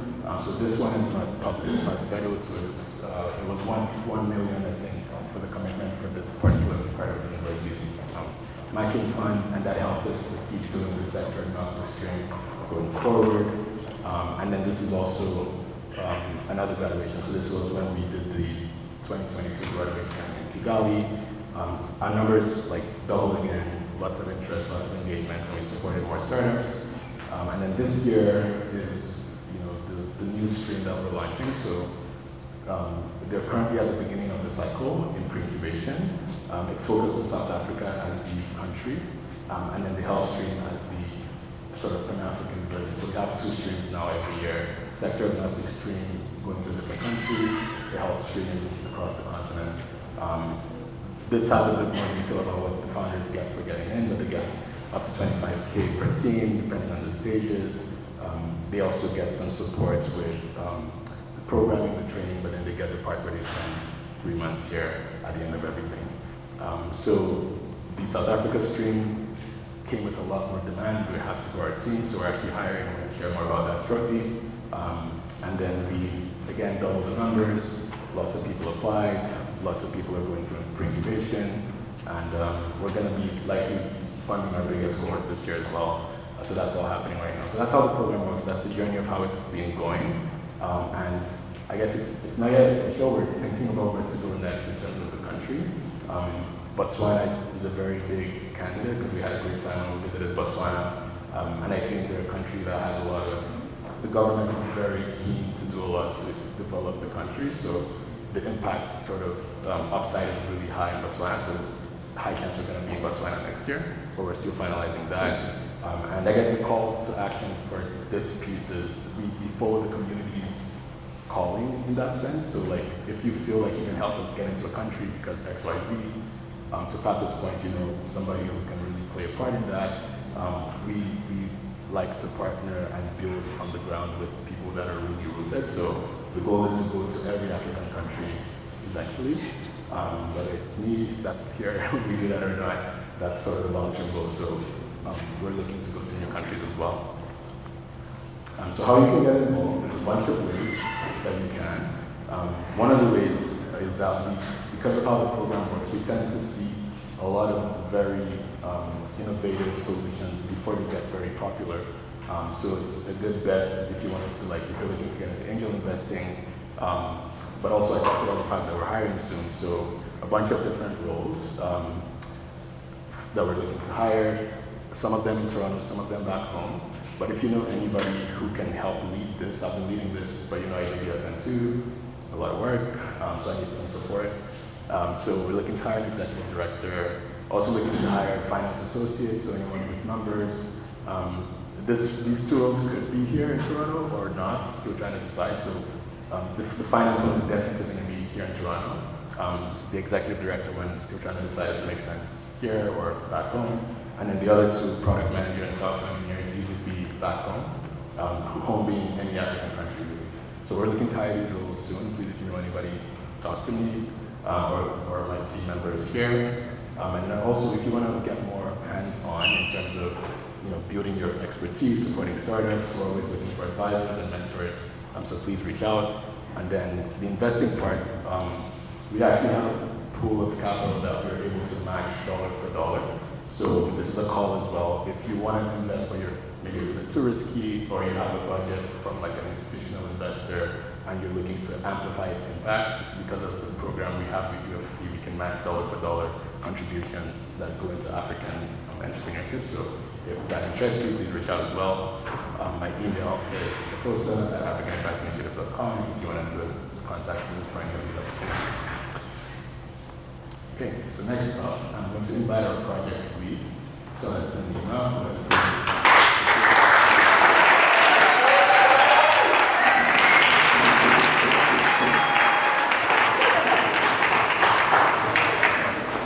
you can tell. So she's the one that's been keeping the lights on with the founders. I'll let her intro herself. But honestly, I think it's a year now, right? A bit over a year since she joined us. Hiring Celestine has been one of the biggest blessings, like in terms of just keeping the vision going. And she's amazing. She has a very pure heart and heart of service, and she does a lot of good work. So I'm gonna let her recap the program. She's been like your mom, basically. So I'm gonna let her recap the program, and I'm gonna let her share a bit more about the experiences that they had.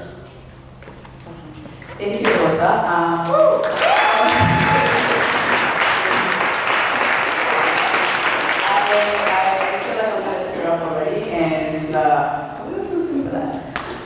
Okay, so my name is Celestine Lima. I work here in the University of Toronto Scarborough. My role here is I'm a program coordinator for work integrated learning and entrepreneurship.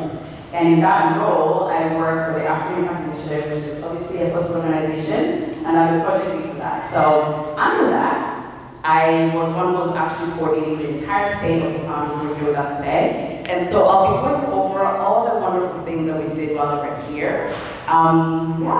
So hopefully you get to see, hopefully you get to see some of the fun things that we did. So quick highlights, I'm going to be super brief because we are running out of time. Well, you can see up there, we did tons of things. So they've been here for 10 weeks, it was a 10 weeks of engagement. We have 13 founders from 7 African countries. They're going to introduce themselves and you get to know a little bit about what they do and what they're, and what they are, what their startups are all about. But more than that, we participated in programming with 3 UFC accelerators, that's the Bridge, H2Y at St. George, as well as IQ at UTM. I believe you've heard from some of the coordinators from those areas. And through that programming, we actually did more than 50 skill building and educational mentorship sessions. We had meetings with UFT and MasterCard executives. We visited over 8 entrepreneurship hubs.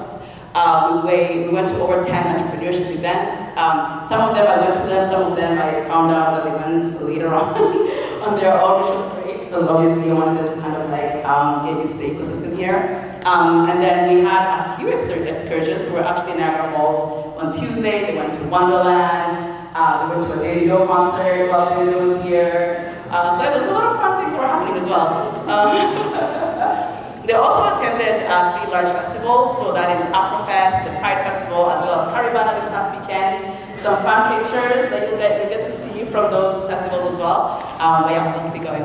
So I support taking pictures. Yes, take pictures. Great. Okay. So I just want to say a quick thank you to all the wonderful people who made this happen. Now, as you can see, the list is long, and that's not everybody. It's about almost 50 names that I can count up there. I can't start naming all of them because it's going to take me some time.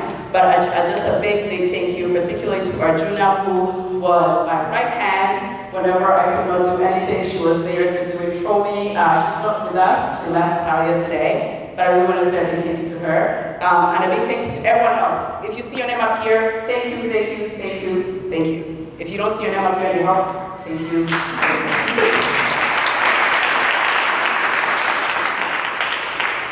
All right, okay, so I'll keep it moving, but yes, I also want to mention a couple of things. So as you can see here, it's basically divided in almost like 3 sections.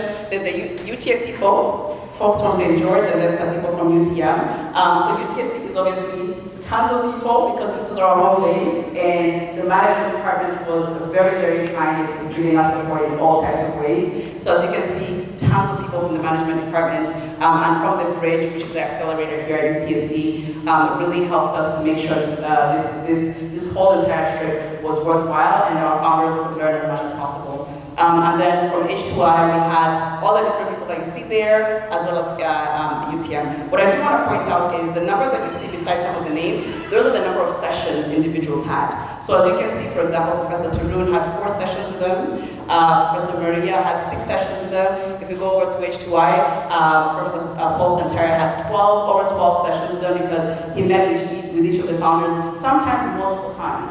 So I don't even know what that number is, but it's more than 12. And yes, that's basically what that says.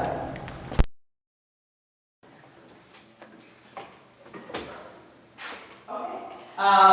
So quick snapshot. I just want to show some of the pictures of fun things that we did. At the top is basically us on our first day. I think the lunch through this day, and then we got the goodies. This is all the goodies up there. I also got a goodie, which was fun for me. But also some really great pictures, us with Professor Littleton, who's our principal here at UTSC. That was a really great breakfast morning that we had with him. We got to meet the mayor of Mississauga. We also went to, a lot of people know this, so we actually went to the Athletic Center of the Raptors, which very, very few people get to do. So that was fun. We were there with John Wiggins, and he was our wonderful host. And then at the top, I believe that's when we went to visit one of the entrepreneurship hubs, which is called Latam Startups, I believe. And then at the bottom is our founder, Eposa, and he's smiling really big. I had to put that in there. Okay, so I'm not sure how this is going to work. Where's this? Okay, so we have a quick video, so you guys get to see some of the fun things that we did.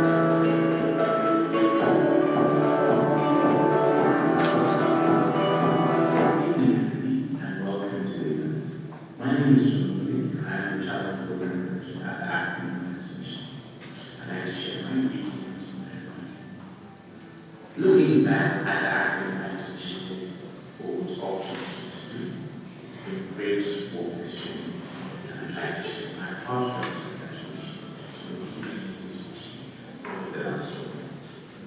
We began the program with a call for applications, where we attracted over 900 families representing over 500 startups from across the country, who are hoping to engage with the entrepreneurial streams, the face of which a sector must and Pan-African-based health and education stream.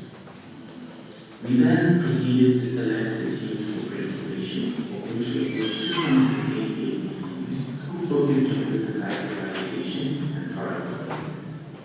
Selecting the top 30 for incubation continues, you then emerge as the top contenders and the strongest teams for the incubation program.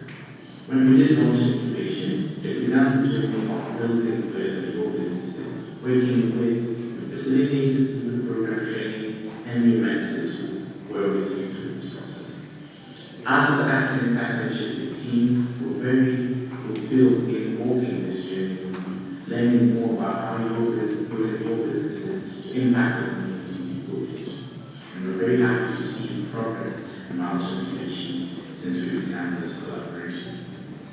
In collaboration with all our partners, we're very excited to see what the future holds for you, and you are part of the African community and our family, and we hope to continue to support you and walk this journey with you to take our continent to the next level. I'd like to be there with you, and this is bye for now, but I will be there with you guys.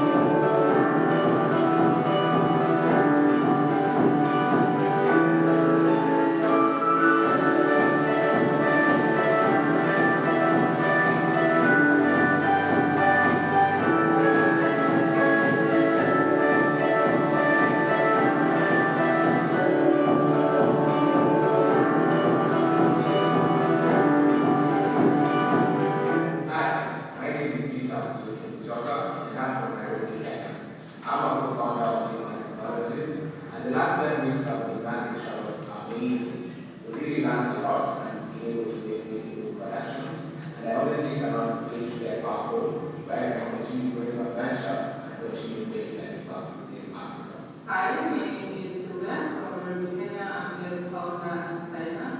And my experience coming into work has been eye-opening. I've really seen so many opportunities. I've been opened up so many opportunities for collaboration that I just do hard. And I can't wait to go back home and explore some of these opportunities in the business, both in Kenya and globally.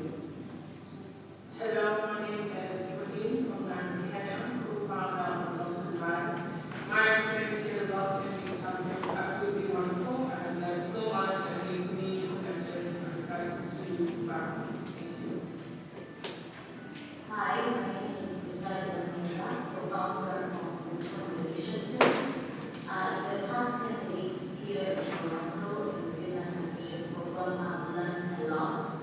I've got the opportunity to meet with like-minded individuals and learn many things about the Canada business ecosystem and a lot of things about how to build a business and how to start your business in different parts of the world. I can't wait to go back home and share what I learned with my team and other people who are eager to make impact by building social ventures and business ventures around the world. Thank you. Hi, my name is Vital Santaitiri, the owner and CEO of Equation. I'm from Kenya, and my experience here in Canada has been amazing. I've met with great people, and I have established meaningful connections, and I can't wait to go back home and establish what I've learned, but also learn the global market to the global perspective. Thank you. Hi, everyone. My name is Mr. Mayo, co-founder of Honeywell, my senior for us activities have been amazing.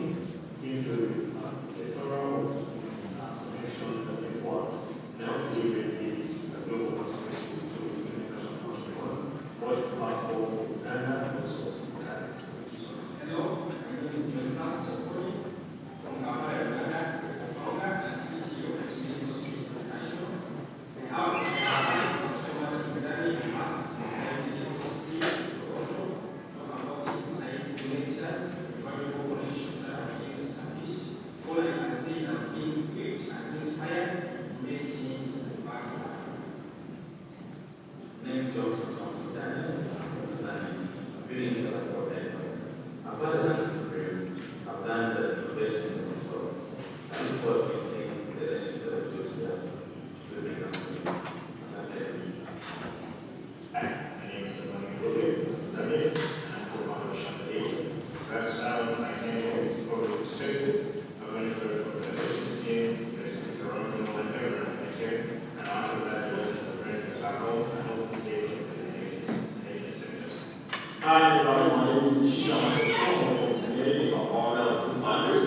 So, my time here was very amazing. It was transformational. I can't wait to provide an example there and also certain direction of building here. Thank you very much, everyone. My experience here in Toronto has been awesome. I've had a chance to be more than business with them, and I'm really looking forward to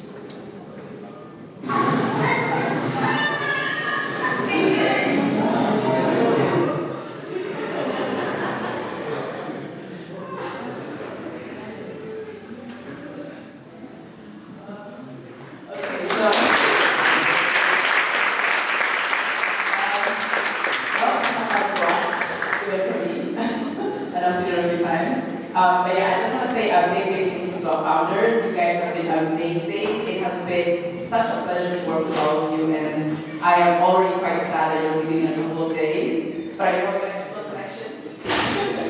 But yes, the one thing that I do want to say that I loved about this group is there was a lot of camaraderie that happened from the day they met until now, and I don't think that's going to stop. So I hope that you carry that with you. You guys became a family, and I think you're going to want to support each other in everything that you do. And I can't wait to see what's going to happen next. All right, thank you.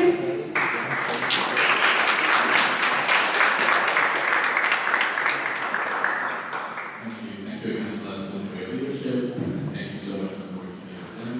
So we're going to take and we're going to end with hearing from them, just what they're doing, and sort of seeing real innovation that's happening on the ground. We are very scheduled, very excited about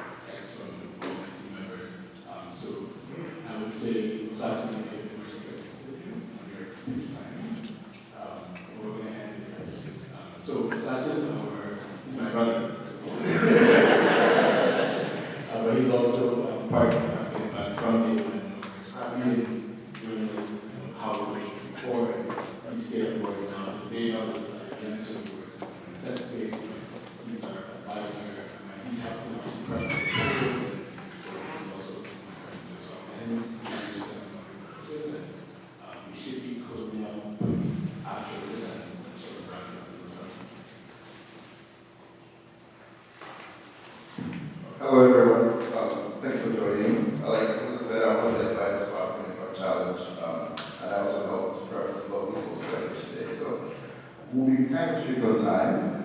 Usually I think we have 3 minutes, or we might have to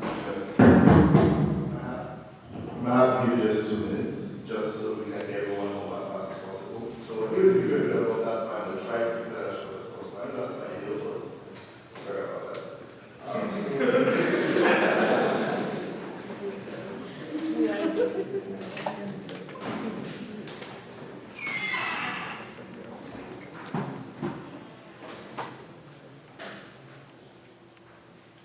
Okay, first up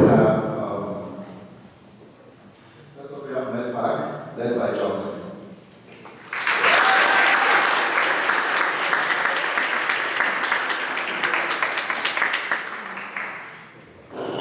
Hi everyone, my name is Johnson. I'm co-founder of the site called Network. We help people to order the medication online and we deliver their medical process. We also help pharmacies to restock and manage inventories efficiently. I'm from Tanzania, a country with 6 million people. Flagged with a pressing healthcare challenge. 43% of prescribed medication are out of stock. People are traveling the long distance, 1 hour, such as the life-saving medications. Also, pharmacists are struggling to restock the medications. They lose up to 50% of revenue in just a day of payment. This is a healthcare challenge that's draining both resources and time. But I'm happy to do this treatment. We're on a mission to enable Tanzanians to access their medications at a affordable cost from a nearby pharmacy. With our innovative platform, we match the patients to the pharmacies and the medication they need, and we get it by direct the process in less than 15 minutes. We also have pharmacies to restock and manage their medications efficiently. We're very excited to us. We're currently working with 3,000 users and 468 pharmacies. And just this year, we've been able to make 57,000 revenue. We're looking for the scale in other African countries. And Tanzania itself having 25,000 capacity and 60 million people. We're looking forward to achieve more to 5,000 healthcare facilities by next year, and also to 10,000 people by next year. This will be able to double our revenue. MedPac does not just offer or sell a product. We're offering a solution that addresses the physical healthcare needs.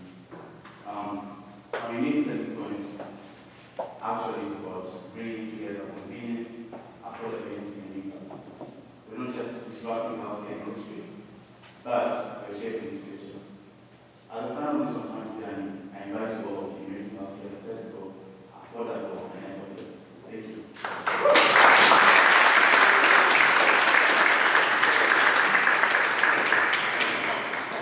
Thank you, Johnson. Next we have Peter from the hotel.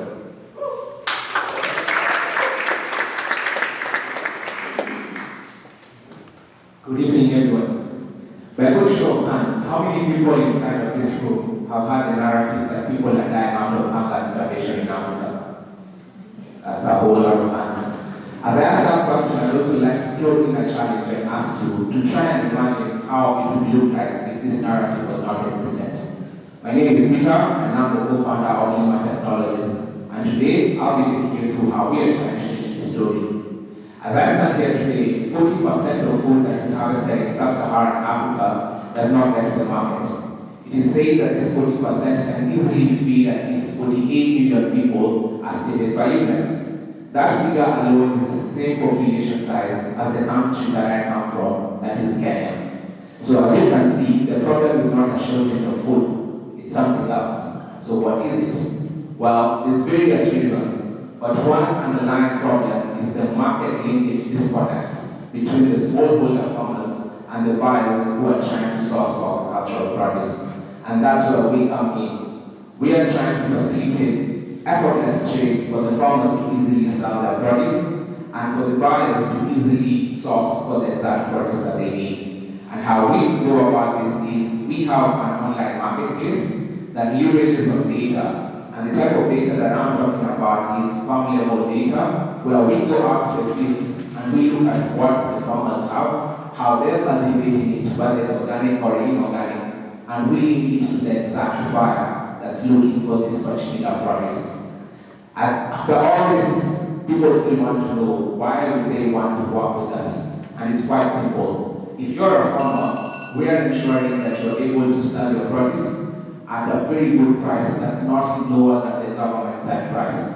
And if you're a buyer, it's quite simple. You can already see that we are aggregating the farmers for you, but also enabling you to source at affordable prices that will not throw you off. So remember when I asked you to imagine how the narrative would look like if this wasn't all happening? I'd like to ask you to stop imagining because we've already started. As we speak, we have 650 farmers who are supplying to us, and we look at increasing this number to 20,000 farmers by the end of next year, simply because the demand is still higher than our supply. So that's a good problem, right? So it's because of that that I'd like to wrap it up by asking, why is this happening? And switch it up to why not join us as we try to make this impact in Africa. Thank you.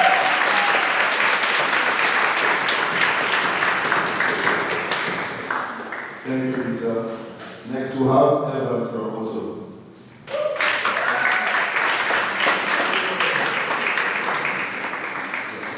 Lovely answer, by the way. Thank you.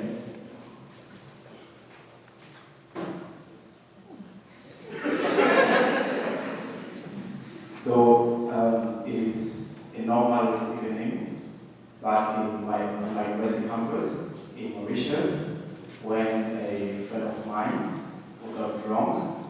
It's like many students actually got to alcohol, but for him, he had a good idea of jumping on the staircase. Unfortunately for him, he got a hand fracture. The next best thing to do was to call an ambulance. So we tied 144, which is the ambulance number in Mauritius. But unfortunately, we had to wait 30 minutes, 1 hour, 1 hour, 10 minutes, but the ambulance was not still there. So we had to use what we had, which was a normal car, to get my friend to the health center, where he received the necessary medical attention. These particular incidents aroused immediate interest in understanding why there was such a discrepancy in the provision of ambulance services in Africa, especially in sub-Saharan Africa. And I guess while looking for that, I actually found what I was looking for. My name is Norbert Evans. I'm the founder and CEO of the company called Moto. And at Moto, we have tried to solve the problem of ambulance scarcity and the high cost of ambulance transfer across sub-Saharan Africa. As you may know, it takes an average 90 to 120 minutes for you to get an ambulance transfer, and sometimes you can pay up to $300 for you to be transported to the hospital in case of an emergency. Added to that, there is a high scarcity of ambulances, with just about 9% of people in sub-Saharan Africa accessing emergency medical response services. That's a ratio of 1 to 200,000 people. 1 ambulance to 200,000 people. When the World Health Organization recommends 1 ambulance for 40,000 people. At Moto, we are building a smart mobility platform that connects first aid trained taxi drivers to users with minor medical emergencies. We are leveraging a B2B referral-based model that uses a triage system to map people with minor medical emergencies to our in-house trained taxi drivers, and in that way, we are providing sort of a mobile health on demand for people facing medical emergencies. At this stage, we have operated close to 2,000 trips in Mauritius, and we are currently planning to scale to Rwanda, which accounts for a population of about 13 million people. But again, they have just about 270 ambulances. We are targeting Kigali, which has about 2 million people, and still 8 ambulances. Using this model, we'll be able to service a population of 90,000 people, and our objective is to reduce the transfer time from 120 minutes to about 15 minutes, and also the cost from about $300 to the base price of $8. We do acknowledge that for the country to develop, it needs a healthy population, and we believe that with Moto, we can contribute in improving on the overall health outcomes of millions of people across Sub-Saharan Africa. Thank you.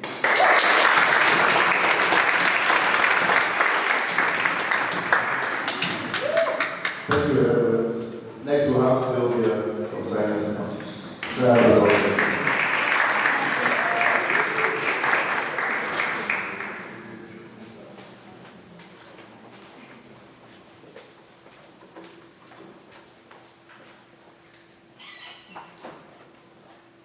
My favorite memory of my granddad is me sitting next to him on his bed having fish for dinner. And we do this every few nights. And as a 4-year-old, I never really questioned why we were having dinner on bed. All I knew was that this dinner was really special. What I didn't know, however, is that the morning after those dinners, and every single morning, my dad had to carry him and support him for up to an hour as he sat on a bucket to relieve himself. I also didn't know that on one of those mornings, he slipped and fell, taking the bucket down with him, and the entire living floor was on him. And I can't even begin to imagine the kind of not just physical, but also emotional and mental strain that was on him. And 2 decades later, 80 million people in Africa continue to face the challenge of inaccessible toilets. And what we're doing at Sena is redesign accessible toilet solutions to provide dignified sanitation experiences for persons with disabilities and the elderly in Africa. And one of the ways to do that is through the provision of the Otola toilets. And it's basically a toilet that's compact in design, allowing to use its most uses. It's portable, allowing it to be placed where someone prefers it to be placed. It allows the user to also use it independently. So it means that you don't need a caregiver to be present in the room, you don't need a caregiver to hold you using the toilet. And what's unique about our products is one, our product uses a biodigester, and these are basically enzymes that allow the toilet to be used multiple times without it having any odor. Considering that most people use it in their rooms, and most people live either in slums where all of the rooms are. So the biodigester allows it to be used without any order, and two, it converts the waste into fertilizer that can be used for your flower garden. And the second unique thing about our product is we are able to customize it according to user needs. Disabilities are diverse, and so there's no one solution fits all. So we are able to customize the design depending on what the user needs. And so as that 4-year-old, what I also didn't know was that my brother was suffering from cancer, and so we lost him shortly after. And he lived his final days experiencing shame from having his son help him use the toilet, as well as his integrity from using abundance. And so my team and I actually don't want the millions of persons with disabilities to continue facing this problem. And so we've been able to launch and impact over 3,000 lives, both directly and indirectly. And our vision is to impact 5 million lives in the next 10 years. And for that, we are seeking partnerships and collaborations to enable us to increase our impact. My name is Sylvia Naga. I'm the co-founder and CEO at Sina Consultancy, and I invite you all to help us create a world where everyone's dignity is upheld.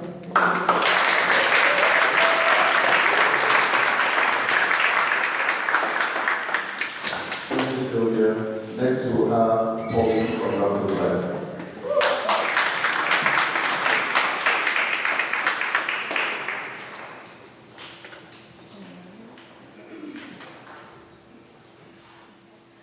Good evening, everyone. My name is Pauline Gatti, co-founder and CCO of Doctors Life. Now, by show of hands, how many would agree that COVID-19 was a really dark place for all of us mentally? Thank you for those hands. And I can attest to that personally. I come from an abusive home. And during COVID, the abuse that I endured from my whole family crippled me mentally. And in addition to that, my brother had just passed away, and I lost my best friend to suicide. On my birthday in 2020 during COVID, I attempted to take my life. And shortly after, I decided to seek help. And when I tried to look for a therapist, I couldn't find one.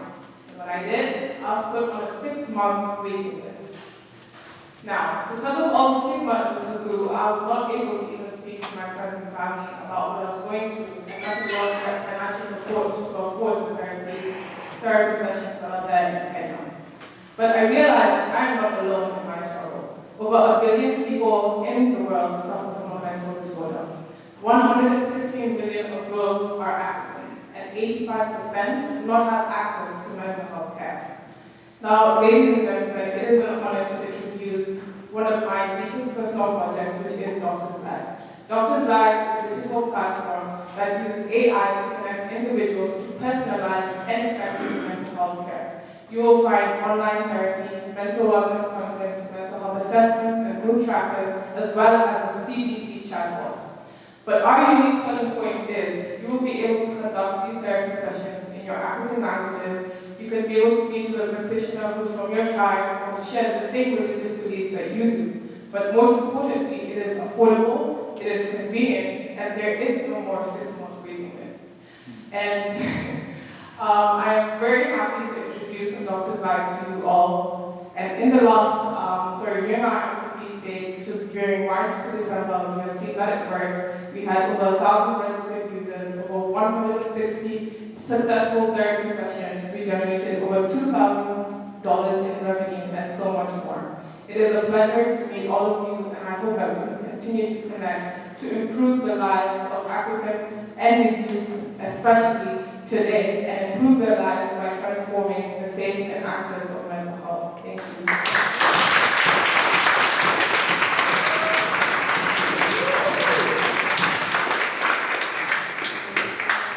Thank you, Paul. Next, we have John from Medical Street.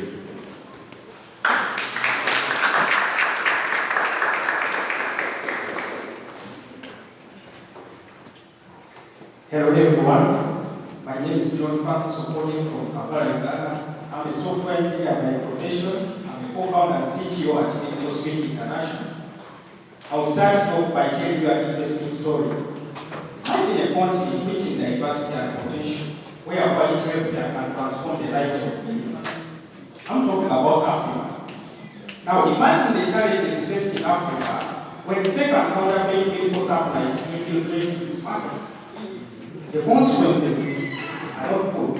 An example is a cousin of mine who was put on wrong medication for an extensive period of up to 6 months because of inaccurate results from a counterfeit medical equipment.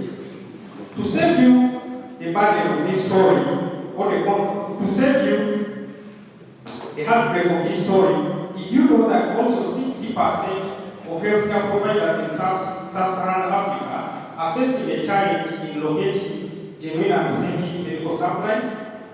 This is where Medical Street comes in. Imagine a street where these healthcare providers can locate genuine and authentic medical supplies from a curated network of verified suppliers.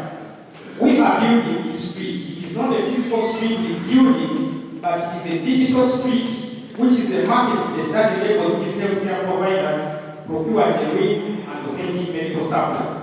Since the establishment of Medical Street in 2018, we have witnessed notable success. We have developed our MVP. We have been able to onboard 15 verified suppliers of medical supplies. We are currently serving 100 plus healthcare providers, which is impacting positively on patient outcomes. We are planning to do extensive market research to extend our solution to serve the underserved population of Uganda and also expand our product to the East African community market. Allow me to thank you for listening to me. I welcome you to partner with us at Medical Street International as we revolutionize the future of healthcare procurement in Africa. Thank you.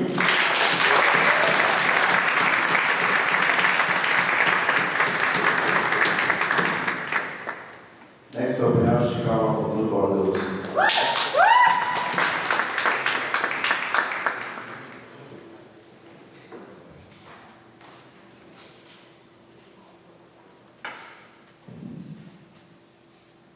Good evening, everyone. My name is Shikawa Tescon, the co-founder and founders, a digital platform which is optimizing the distribution of fresh food for consumers living safe while creating a sustainable market for small farmers. Africa has 40 million small and medium restaurants. There is more than 50 cities where the city has more than 1 million population. Those are the consumers. Today, if you want to be part of the business in Africa, we have small and medium restaurant back home in Africa. We have a struggle of the supply. Number two, we have the problem of the price fluctuation. So the fresh food prices in the morning depend from evening, from afternoon. So every time the price change, we not change the menu as well. So what Food Bound is doing is enabling the small medium restaurants to have a stable price of their fresh produce. And secondly, allow the small and medium restaurant owner to have the post-payment option when they are running out of your inventory. Because now there's new technology going on. So if we have a movement of junior food, your pay is 10 days after you supply the consumer. So if you are running out of inventory, you are running out of business. Food Bound is there to help you have inventory in real time. On the farmer side, instead of there being multiple middlemen who keep coming every other time, and we result farmers wasting 40% of their harvest and also losing 50% of their revenue. Food Bound is a sustainable market, paying you higher and guaranteeing the market.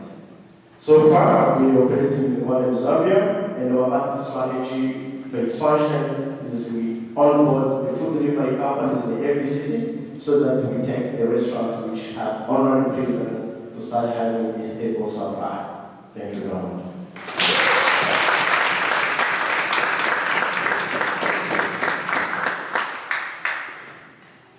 Next up, we have Innocence from Iowa Light Truck.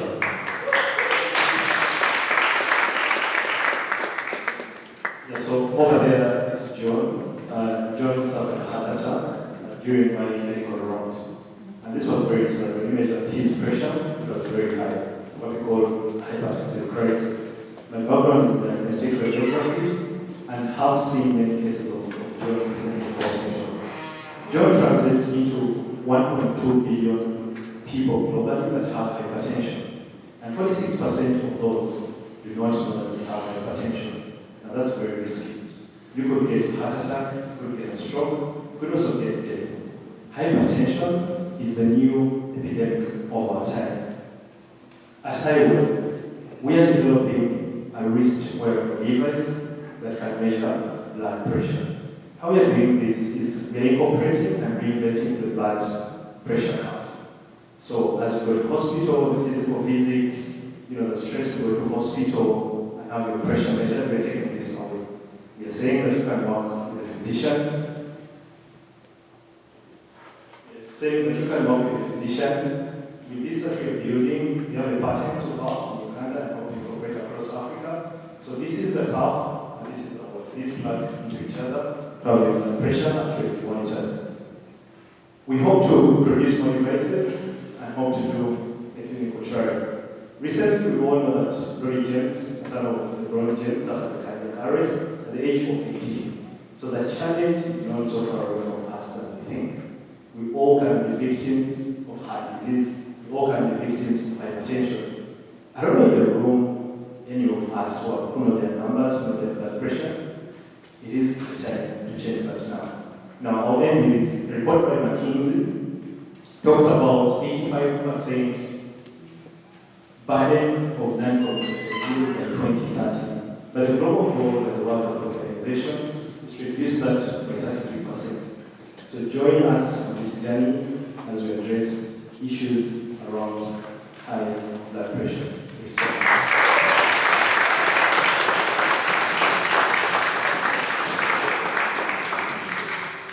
Next up, we have Nikita from Vector Brown.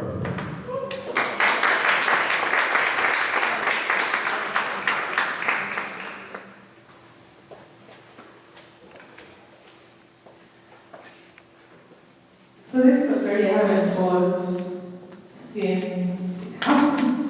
You'll be the first audience to hear it. My favorite primary school teacher Miss Jane, who was a force to be reckoned with. I think we all have an idea of what African women can be like. She nurtured thousands of kids like myself with a firm hand and always taught us to reach for greatness and be the change that we want to see. She also encouraged us to stay in touch with her, just to keep her in the loop with what we were doing. And so I did. And not too long ago, when I called her in January to wish her a happy new year as usual, she was fine. Then in March, when I called her just for usual call, she wasn't reachable, her line wasn't going through. So I came to find out that in the intervening 3 months, she had been diagnosed with breast cancer. It was in stage stages, and she died just like that. So my name is Nikita Muturi. I'm a medical doctor from Kenya, master's grade of my teachers, and unfortunately this is a country where breast cancer is the most prevalent cancer in the country. And over 80% of cases are detected late, just like Ms. Jean. That means that myself and my colleagues are at a loss for what to do. We just make people comfortable. But for the lucky 20% whose cases are detected early, the survival rate is 99%. So I'm working to change that statistic. And we at Vector Health, which is the startup I co-founded, we'd like to change the reality and make sure that no cancer of the breast is affected. So Vector Health is a startup that has built an AI tool, a software, that detects breast cancer on screening mammograms with 97% accuracy, and this just keeps getting better with time. We bring down the time to report a mammogram from weeks to a matter of seconds, which means that by the time a lady is leaving the hospital, she has the way forward. Are you going to hospital? For further checkup. Are you going home and coming back in a year or two? No more waiting for weeks and weeks of The advantages are, of course, quicker transition to treatment, cost savings all around for the family, for the hospitals, for the government. We are in our clinical validation stage. We're running a clinical validation study at the largest hospital in East Africa, after which we aim to onboard 255 facilities in Kenya over the next 18 months. We will employ a B2B SaaS business model, and we invite you to join us in changing the narrative. Thank you.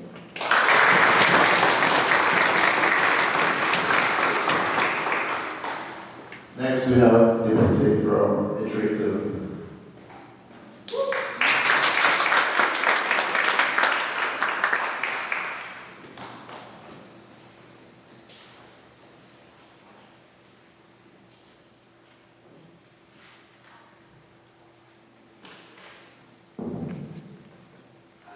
Good evening. My name is Dr. Sam from Rwanda, and I'm the founder and CEO of Equation. I don't know if you all know that one of the very sustainable development in Africa is manufacturing sector, but 2% of 9 million of small medium industries across Africa fail each year. And when we do like simple math, this is around 1,800,000 of companies take across like permanently. So why these numbers?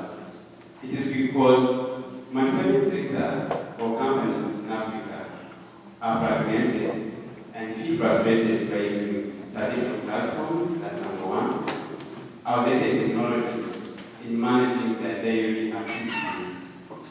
And by supporting what I and my team, that's where we have joined our hands and come together to start a trade zone. In the trade zone, we are a D2C and SaaS platform for manufacturers, where we are addressing market penetration gaps and supply chain pain points among manufacturers and suppliers. Our platform is powered by the AI and blockchain to help us match the manufacturing companies to their potential suppliers. But also we go beyond that, and we provide a product performance visibility in the entire supply chain processes in this industry for them to take a decision based on data in the emerging markets. As of today, we have able to control more than 500 industries from our platforms, and with the help of our platform, we have helped them to make transactions of 6,000. When we pay the equivalent of these transactions in terms of money, it's around 330,000 USD, and this is a big number compared to where we have found these industries in the beginning.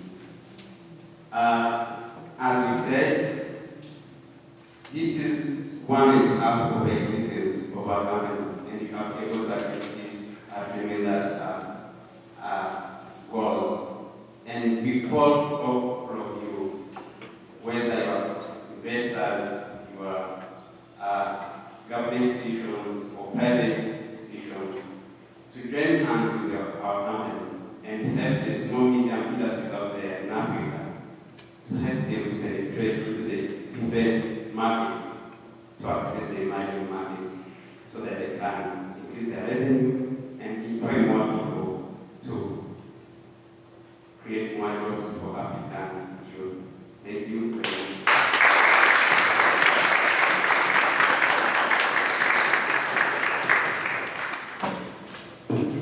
Next, we have Marcel from Urkutu.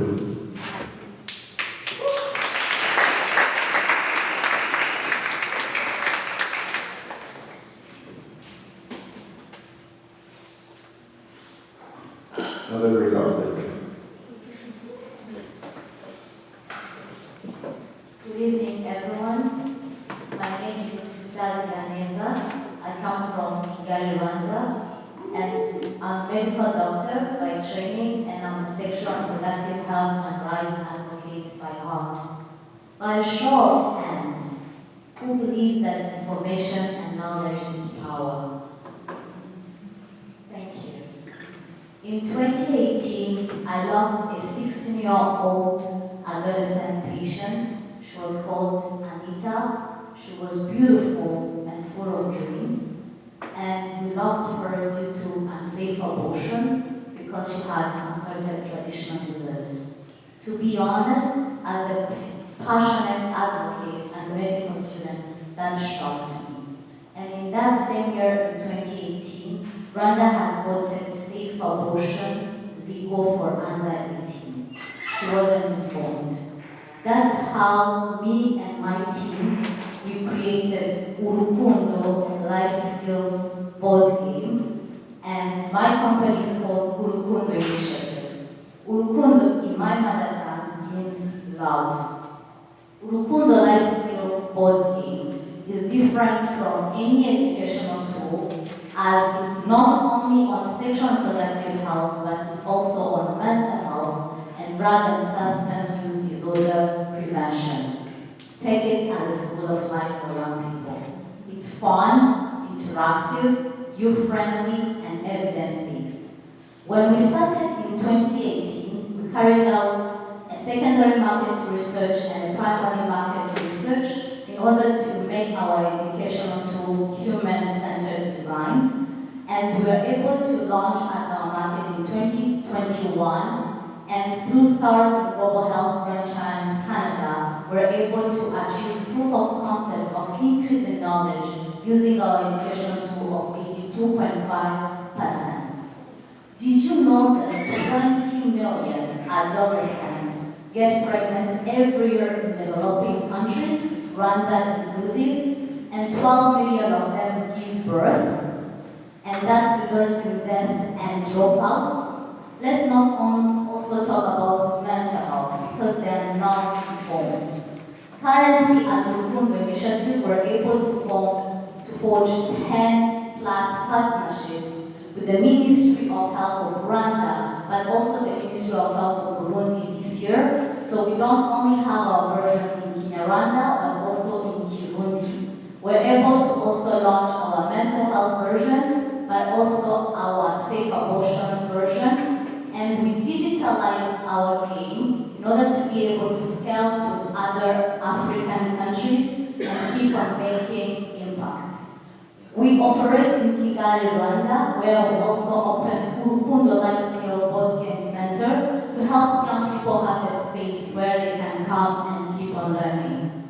I welcome all of you to join us as we change the narrative, as we believe at the Urukundo Initiative that young people are protected when informed. And let's be honest, they are our future.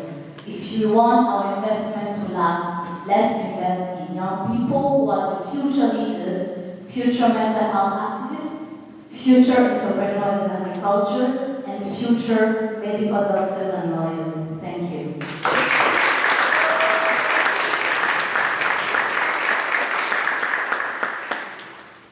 Next up, we have Komwani from Shaka.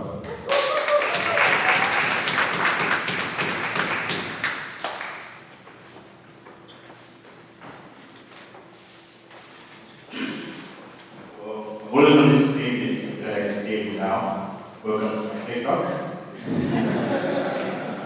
And we're good about ourselves. Shamba, so it means shelter for many people who speak Swahili in the room. Shamba means farm, and that's the essence of what we're trying to do. Before I get into all of that, I'll do a little bit about myself. I've been in tech for some time, mainly through competitions and hackathons, and I'm a little bit passionate about building solutions that has high impact and value.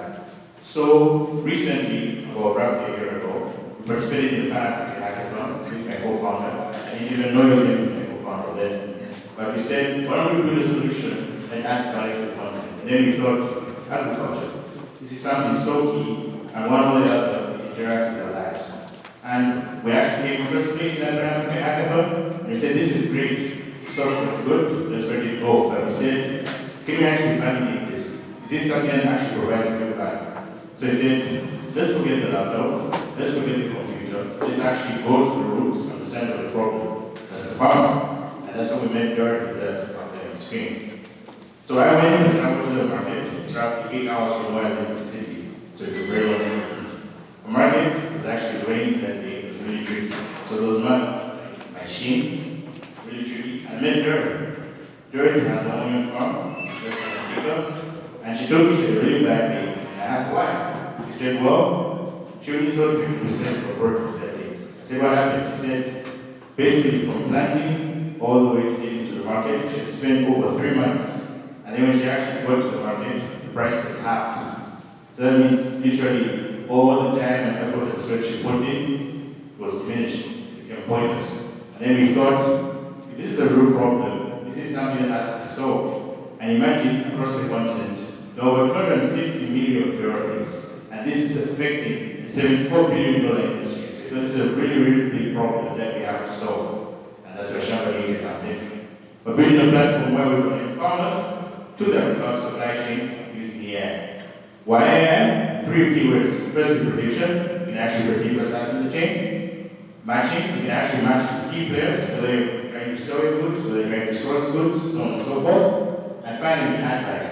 From planting all the way to bring the food to the table, we want to ensure farmers have that key resource where they actually get it.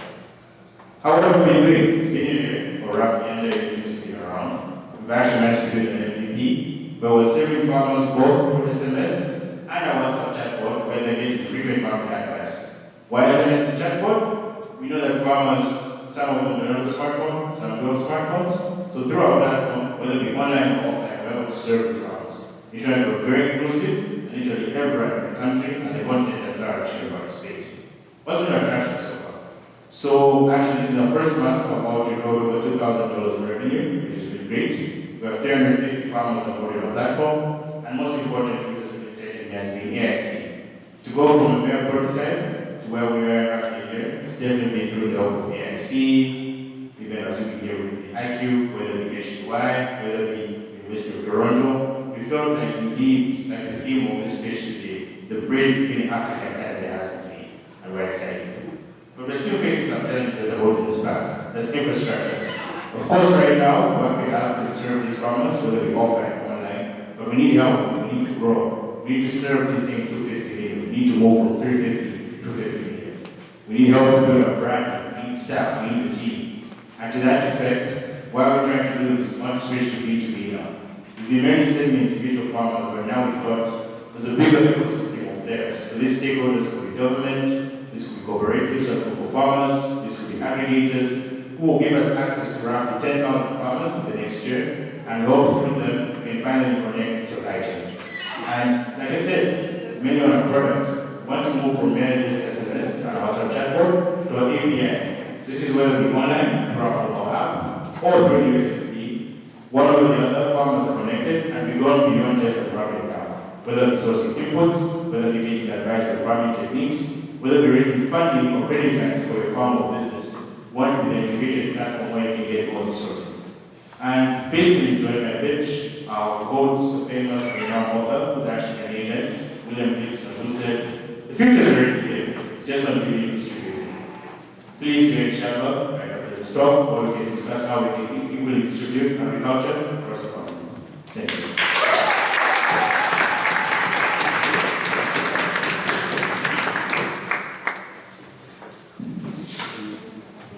Last but not least, we have Mami from Emergency Response Africa.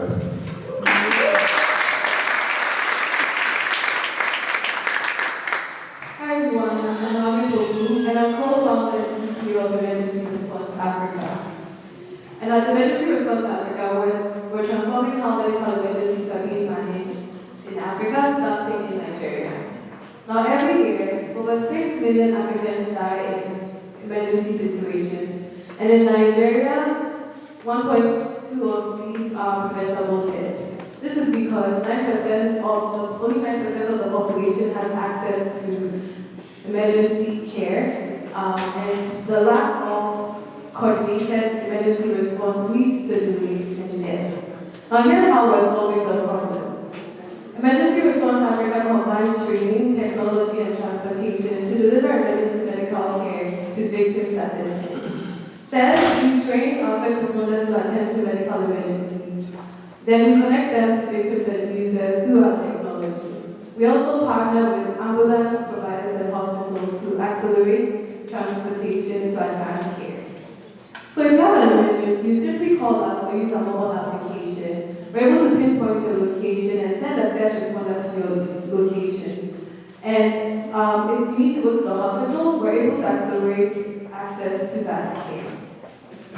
Now, the market opportunity for our solution as well as our technology approach is huge because there's an estimated health spend of over 1.9 billion in Africa alone. And this is what we've been able to do so far. So we have over 80 emergency-ready hospitals ready to go. We've responded to over 3,000 incidents to date. And we have over 600 first responders that are trained to respond to these emergencies.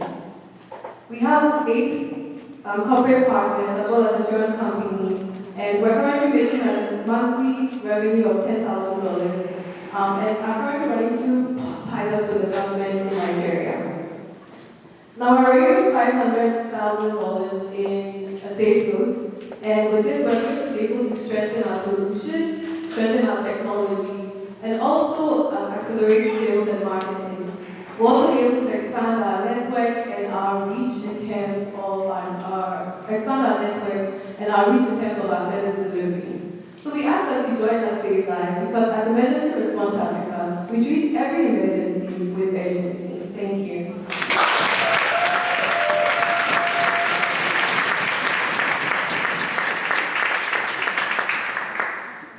Thank you. And now my own pitch.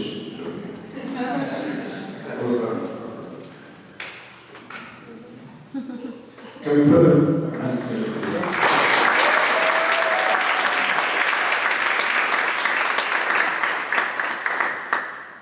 It's really a full circle moment. When they got into the program, just seeing it's been a year, like the started from a year ago, and we're building and just seeing how far it comes from.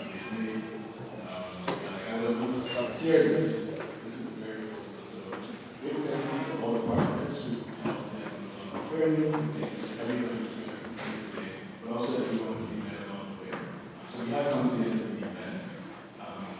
We're going to be heading back to the station, and there's still some food, and there's still there, and have the space for a while. So this year, as long as we want, the founders, they're all standing at the back, and they're all eager to speak to who wants to speak to them. If there's any way you can help them, be it some introduction, be it some advice, they're leaving on Saturday, so this is an extra day. If you want to be in a meeting tomorrow, we have it. Please feel free to chat with them. And yeah, thank you so much.